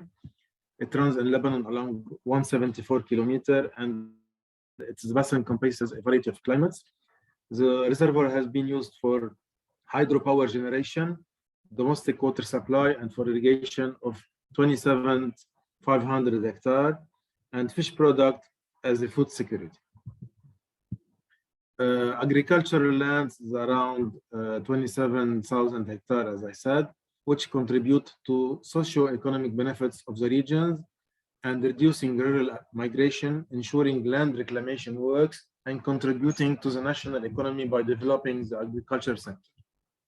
It also contributes in securing the national food security and securing fertile lands for urbanization, as well as from fish meat product resulting from fish. Projects implemented like Karaun Reservoir, hydropower plants, irrigation projects, energy production, agriculture, potable water industry, and exploitation. Phytoplankton community of Karaun Reservoir. It's subjected to major changes in its phytoplankton community during the last 20 years. Comprised 80% of the total phytoplankton community, has a high phytoplankton biodiversity, and more than 90 species were identified between 2000 and 2001, and a complete list of the main phytoplankton species identified between 1990s and 2016. Whereas toxic cyanobacterial blooms of the two major species were first reported in 2009, and since then, these two cyanobacterial species, together with other phytoplankton species, have been dominating the lake with a predictable and similar blooming pattern each year. Zooplankton of the Karaun represent an important feeding source for many herbivore that inhabit water bodies, such as zooplankton, zebra mussels, and planktivorous fish. Zooplankton dominated in the Karaun Reservoir when the cyanobacterial biomass was low. General overview of freshwater agriculture in Lebanon. The freshwater mainly in the Nahar al-Kabir in the north of Lebanon, Al-Asi in the north of the Bekaa, and the Litani, which is the river in Lebanon, the main river in Lebanon, and Wazdani also. Assets of freshwater aquaculture in Lebanon: available amount of water, good water quality, good growing conditions, no need for large areas, close distance. It's the freshwater aquaculture in Lebanon carried out since 1930. The first center for aquaculture in countries of the region were established in Anjar, and nowadays species cultured are 90% rainbow trout and 10% tilapia and carp. We have this species and also like rainbow trout, around 200 centers and farms. Location: Bekaa, Zahle, Arim, Anjar, Yammouni, and Hermel. North Lebanon also, and Mount Lebanon. Also, we have a production in Nile tilapia. We have 3 farms, and other common species: bighead, silver, grass, and leather carps. Karaun Lake and some of the trout farms in the Bekaa. So the production was 700 tons in 2003, and nowadays it's around 1,200 tons of rainbow trout in 2014. Production can be boosted to 4,000 tons if properly developed in technical and marketing aspects, and also farmers sell their products to supermarket, but most in farm and restaurant. Around 1,685 fish species are found in the marine ecosystem of Lebanon. However, marine aquaculture is almost absent. So only one shrimp farm was initiated by a private investor in North Lebanon, in Abde, and transformed to tilapia production after the economic crisis of 2018. Aquaculture can be improved in Lebanon due to the availability and quality of water and the favorable growing conditions. Farming practices and technologies need to be enhanced. Researchers are needed to improve production in terms of productivity and quality. Target species to develop and introduce: red snapper, kuruma prawn, rabbit fish, trout, and carps, catfish. Research institutions to be involved: Anjar, SNRS, EUB, UL, Balamand, and the Oceanic and Fisheries Institute of Batum. Funds and human resources are needed to improve and develop the sector. And why we're being interesting to talk about the lake of Karaun? Because of the pollution of the lake. Suitability of water for different uses, several negative economic impact can result in deterioration of water quality of lakes. This may include the reduction and prevention of recreational and touristic activities, clogging of irrigation pumps, and breakdown in power generation tools and mainly zoology of the lake. The studies shows that دكتور إلي إذا damage to liver animals has been detected after long term. عن كل الشاشة عندك عم يطلبوا منك بس Dr. Eli, if you can just put your presentation on full screen, please. Also, there is no confirmation of human death from those toxins. Several studies have been reported deaths of animal and water inhabitant after being exposed to toxic cyanobacteria, and irrigation and fish activities can also be a high risk during and after toxic cyanobacterial blooms.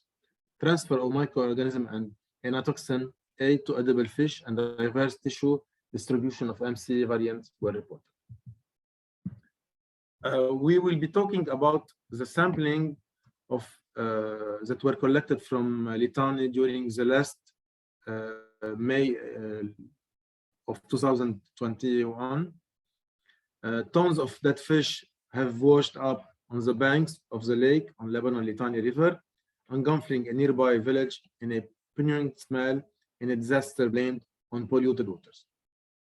We have been assigned to apply sampling procedures for carp fish, soil sediment, and water that were collected, dissected and prepared to be sent to the laboratory of Agence nationale de sécurité sanitaire de l'alimentation et de l'environnement et du travail, ANSEF, laboratoire de Ploufragan. The results showed that carp fish were the most affected by the disaster, and the carp fish were subjected to a viral disease known as carp edema virus, which is CEV. Conclusion, we assessed the physicochemical characteristic and ecological status of the Qur'an reservoir. Several types of pesticide are present, and the phytoplankton community was reduced, biodiversity, and the dominance of toxic cyanobacterial blooms in addition to other phytoplankton species. Effective management of water quality is recommended to be improved, and also need for effective management are arising awareness among LRB inhabitants.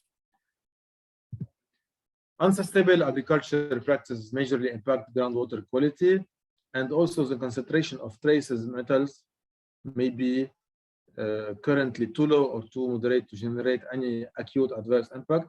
The effects of long-term increased contamination might well represent serious health problems in the future, especially when simultaneous exposure to multiple metal occurs. This review pushed us to consider groundwater quality as an integral component of the management of the water resources of the basin. And we are here to suppose and to suggest some solutions. So some of the solutions might be the need to establish a product that study different stressing factors and to evaluate the carp fish disaster and their immunity system. Another suggestion, to treat the lake water quality by implementing the procedure for purified stations for treating this different type of polluants. Third, to provide a veterinary expert specialized in fish disease during disasters, or to send a national veterinarian to be trained on fish disease in river and seawater that later on will be engaged on following up fish in Lebanon. Fourth, to establish an animal disease center that monitor different suspected disease affecting the welfare of animals. And fifth point, to establish national alert system for disease affecting animals in Lebanon. Thank you again, and I hope I was very sticky to the time.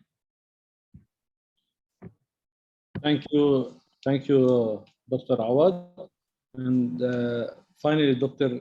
Setian will present from the OIE Standard Department, will present the OIE Aquatic Animal Health Strategy and facilitate the plenary interactive exercise. So Dr. Setian, please. Thank you, Mr. Chair. First of all, it's an honor to be invited to the meeting. So I will try to give you a brief overview of the strategy. Just put it in the web mode here. So the aquatic strategy was first announced at the global conference in Chile by our Director General, Dr. Eloa, following discussion. So at the end of the conference, she announced that that we would start to work on a strategy. And those of you who haven't read it, you can find it on the websites following this link on the screen. So why was the decision to do this? Well, we realized that the global aquaculture industry, or the aquatic industry, is really growing rapidly. It's actually the fastest growing food sector in the world, and has been for many years. It's a very diverse one. We have up to, it says 500 species here. We are probably close to more 600, 700 species in production. It's a highly traded food commodity, and also live animals. So the potential for disease spread is enormous. And it's also anticipated that the needed increase in food production in the world in the future will, in great parts, take place in water. So there is a huge need to do something. And also remember that we have had OIE standards on aquatic animal health since the late 60s. And so it is, in fact, half of our standards, but the focus on aquatic animal health and welfare has not been sufficient. And it is a fact that overall, well, in the whole world, actually, in the global, we haven't kept in pace with the production, so we don't keep up the development of aquatic animal health management systems. So this is sort of the background. You might remember some years ago, we had a survey to all the delegates, the focal points and partner organizations, where we tried to find the most important objectives of our strategy. So of course you identify the notification system and also the standards. You expressed a very strong need to strengthen the aquatic animal health services. And remember that when we talk about aquatic animal health services, those are not necessarily the same as veterinary services. So always keep that in mind when you think about projects. You highlighted biosecurity, and obviously the biggest threat to increased production are diseases, and this will continue to happen as we extend the number of species. We move species around the world, and maybe more importantly also because of climate changes. So we will see pathogen in new places for sure. So the strategy is organized into 4 different objectives. So you have the standards, so the standard setting process, which you are a vital part of, and we have to make sure that the development of those standards are what you really need and that you can use it. And we have seen already that we have a new biosecurity chapter that I hope is very useful to you, but we also have 2 new chapters on emergency disease preparedness and disease outbreak management in the pipeline. So we encourage you to follow this process as well and provide us input. The second one is leadership, where we will have the global leadership together and on aquatic animal health and welfare, but we need also to make sure that we are working together with other organizations like the FAO, and that we don't duplicate efforts, but rather work together and collaborate to find the best use of the resources. And then the third one is the capacity building, which you have touched on many times today, where we're talking about support, and then the resilience. And I will focus on those 2 objectives today. So capacity building obviously it's on strengthening your aquatic animal health services, while the resilience is response to emergencies. that be in a country, a region, or on a global or globally. So what we have done so far, we have gone through all the activities, because under each objective you have a lot of activities, and we have identified needs in different parts of the organization. And you will see some red dots here. This is where we will start to focus, because we do have funding and there are priority activities that we have. So this is also based on the input from countries, and you will see disease reporting here, which is going to be an interesting exercise. I believe that there are some differences between the way the codes on terrestrial aquatics are formulated and used. So that might be a barrier, but we need to understand why the notification rate is so low on the performance so low on aquatics. And then, of course, we do have the support to the OIE delegates and focal points. And we say focal points in general because very often you need to train more multiple focal points, because the aquatic focal points not necessarily are involved in notification and other parts of the process.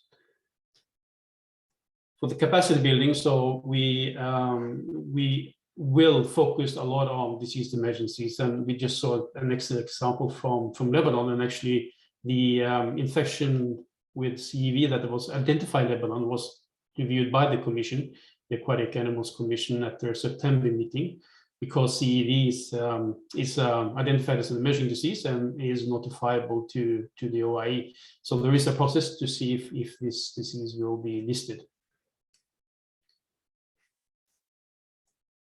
So just to give you an overview, so I'm sitting here in the project management. So we have a small group of people trying to coordinate all activities. You have dedicated activity leads, and we have an internal strategy committee, which includes all the people from the which are head of leading activities and the project management, and we report directly to the DDG. Someone set up, and ultimately she will report back to the DG. So this is what it looks like. We are in a phase now this year where we're trying to prioritize. We have to find out who's going to lead the activities, and you will see there's quite a tight deadline. We have dedicated the activities to most departments at the OIE, and we will also include the regions. So that will be sent out an email to you very soon, where we want to call with all the regions. So we will do this in three calls: the Americas, Europe, Middle East, Africa, and Asia and the Pacific, because we want to involve the region as soon as possible. So we'll reach out very soon.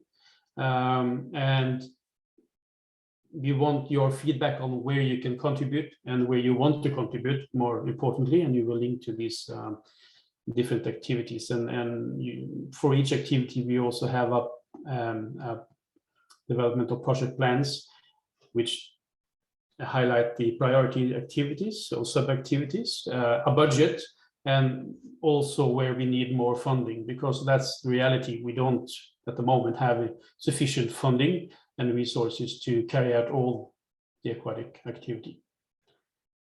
But we are working on strategy, and obviously we need to finalize the project plans before we can take the next step to attract investors.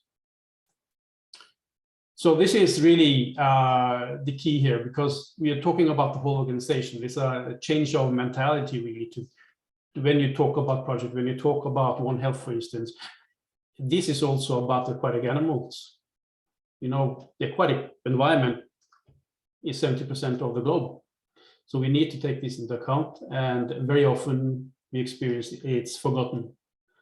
So please remember this. And I think we had some, it's very good that we could have Jing from the Tokyo office coming to share their projects. And I also really like the ACMENET presentation. I think these are good examples of how we can work together. And the intention is also to bring the regions closer together so that they have to collaborate and share experience. Otherwise, we will not manage this. And I think this is the first step. So we will try to use the regions and sort of put them together in a setting where they can learn from each other. So this is really important to us. Yeah, so I think I will stop there because I'm mindful of the time, and we do have another session after this. So I will stop sharing this one. Bien, entonces voy a dejar de compartir. So let's see, I will try to open the next one.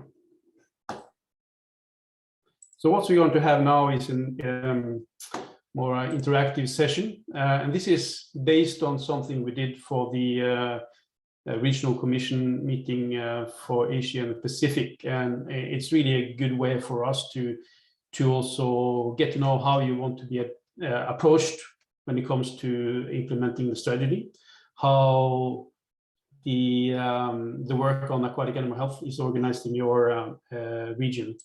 So, and it's good to have a tool that really shows that allows us to compare the regions, because that eventually will assist us in providing better support.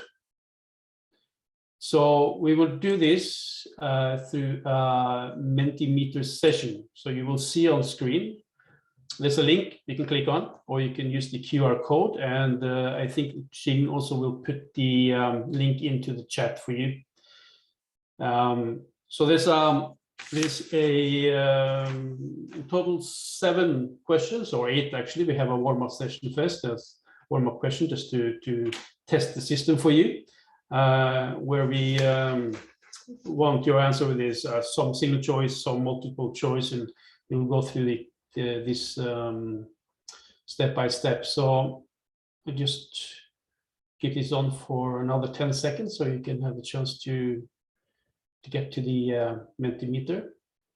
And then Jing will share this the Menti with you soon. So I'll stop now, and if Jing can share.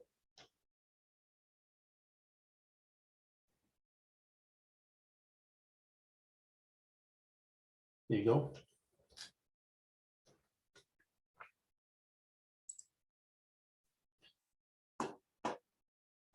Great. So this is just a warm-up session just to see if the system works. So the first question is, what is the fastest moving aquatic animal? Well, it's also delicious, but please try to provide an answer. What do you think? Is it the sailfish, yellowfin tuna, the mantis shrimp, or abalone?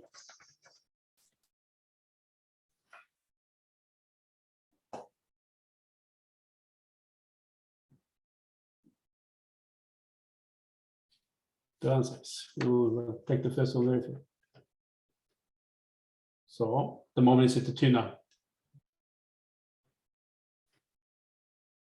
We won't spend much time on this one, but let 5 seconds more. 4, 3, 2, 1.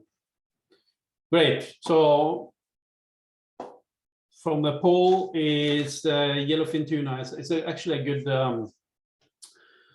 suggestion, but it's actually the sailfish in air actually. So when it takes off, it can reach 110 kilometers per hour. It's quite impressive. So that was a test. Now we come back to the real questions. So if you can go to the next one, Jane. So this is concerning your role, which is really interesting to us because we want to see how many people dedicated to aquatics are here. So you will have one single choice, and you will have 5 different answers. So we'll see. It's yeah. So if you're a member of the delegation, but also focal point, you use that one. If you're not the aquatic focal point, you can use the the point D as an answer.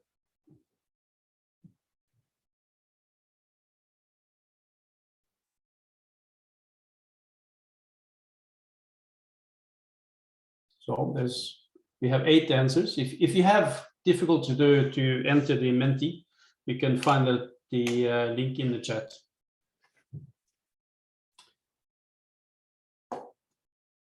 So the majority is part of the delegation. So I think we proceed to the next one, Jing. We have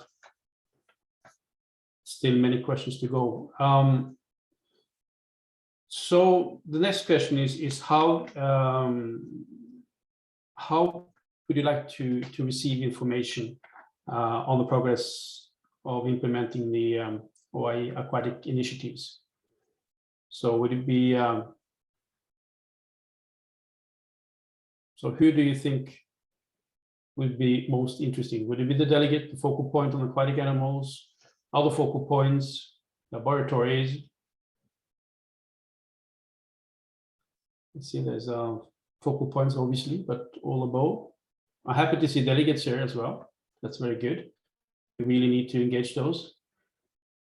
Also because the delegates very often in many countries are not directly linked to the aquatic focal point. So that we need to establish that link somehow.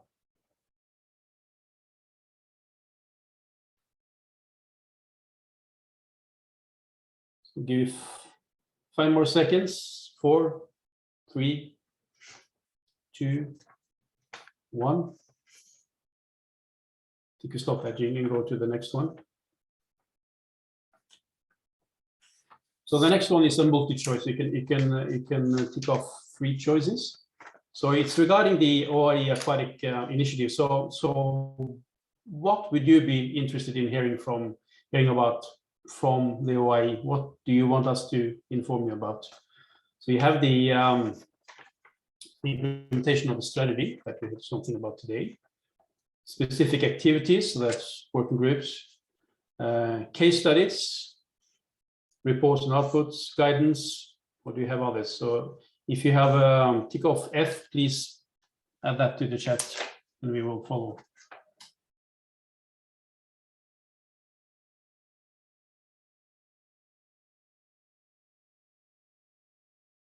Good.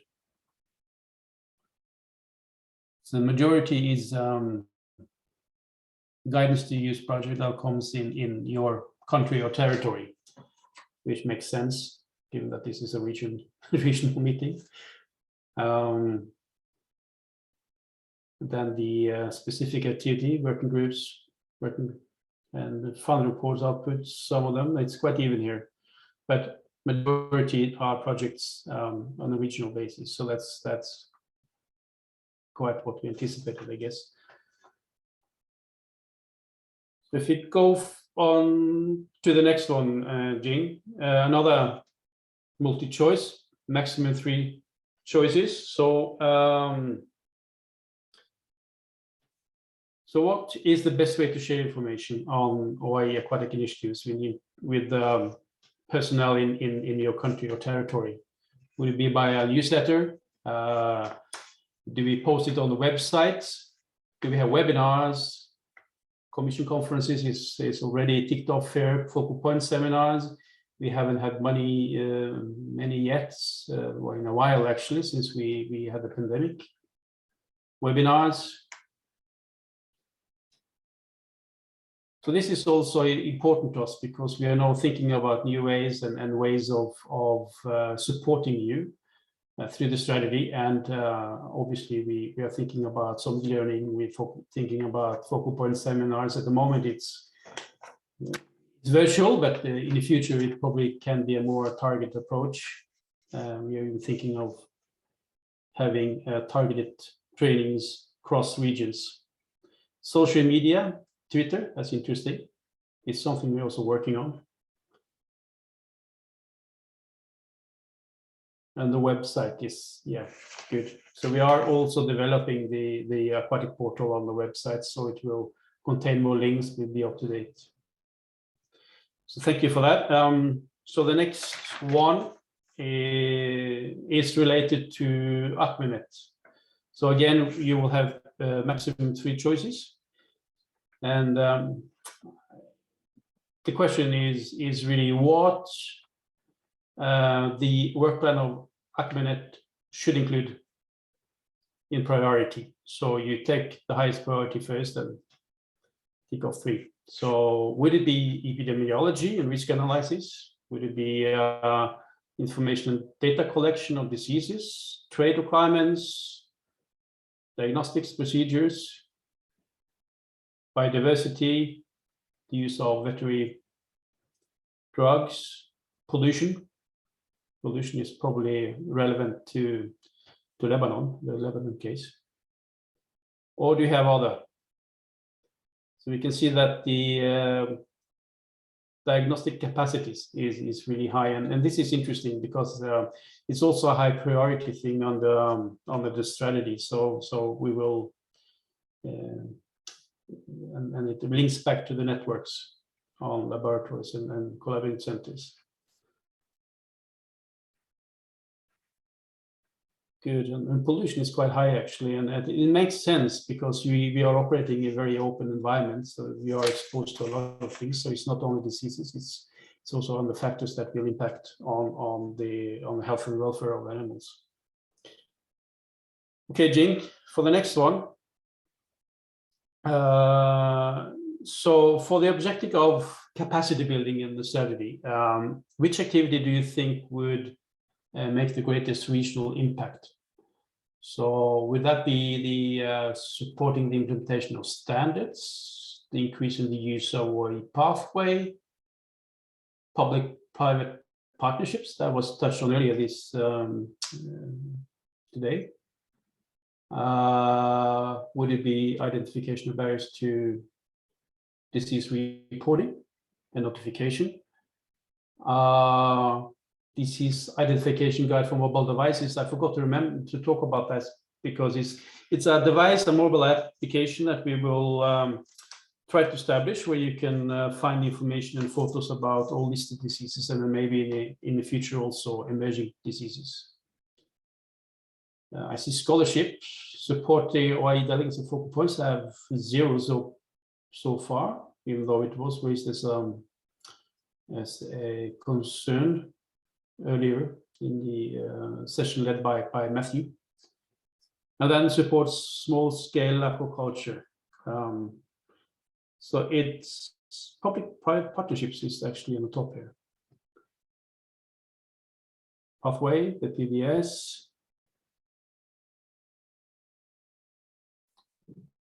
Okay, so we'll give you 5 more seconds.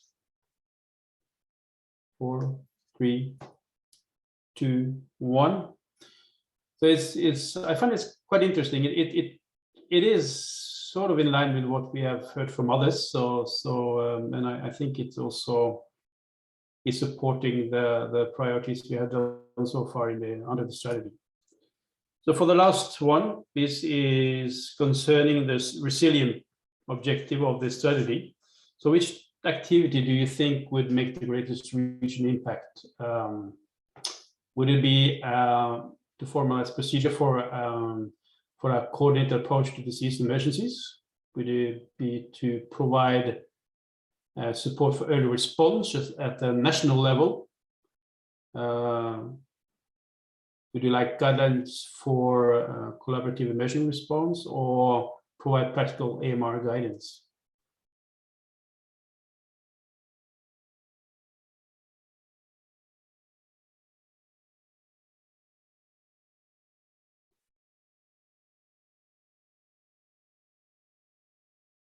Very close. We have so few. You see, it's it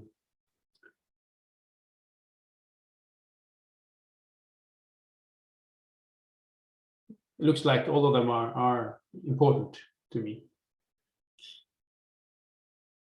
So I think we just we end here, Jing, and thank you very much for those of you who participated. It's really valuable to us, and we will compare also with the other regions.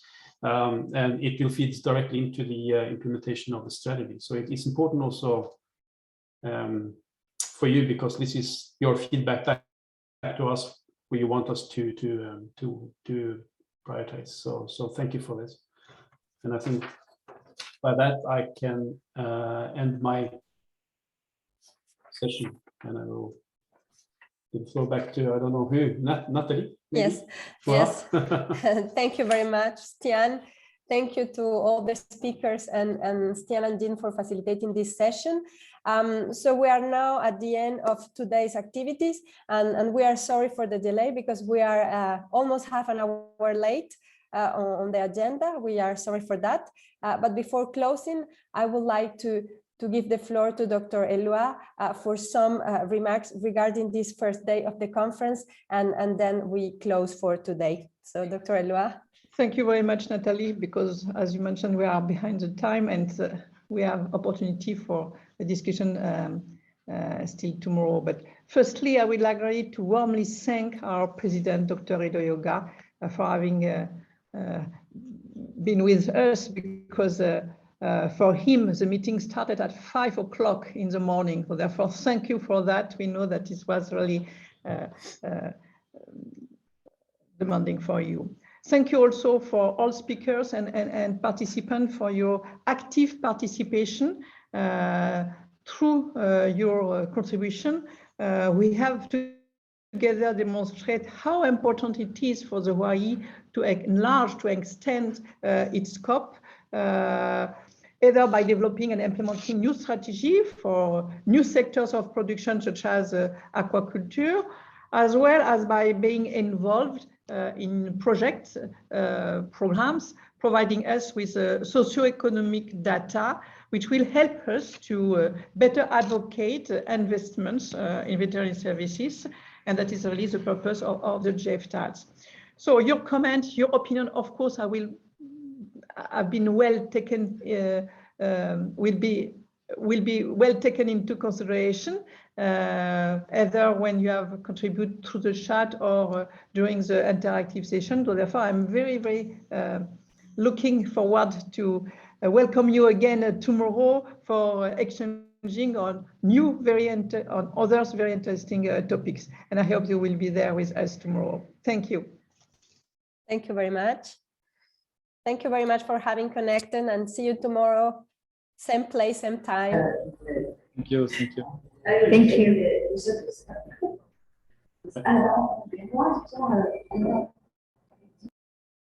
You.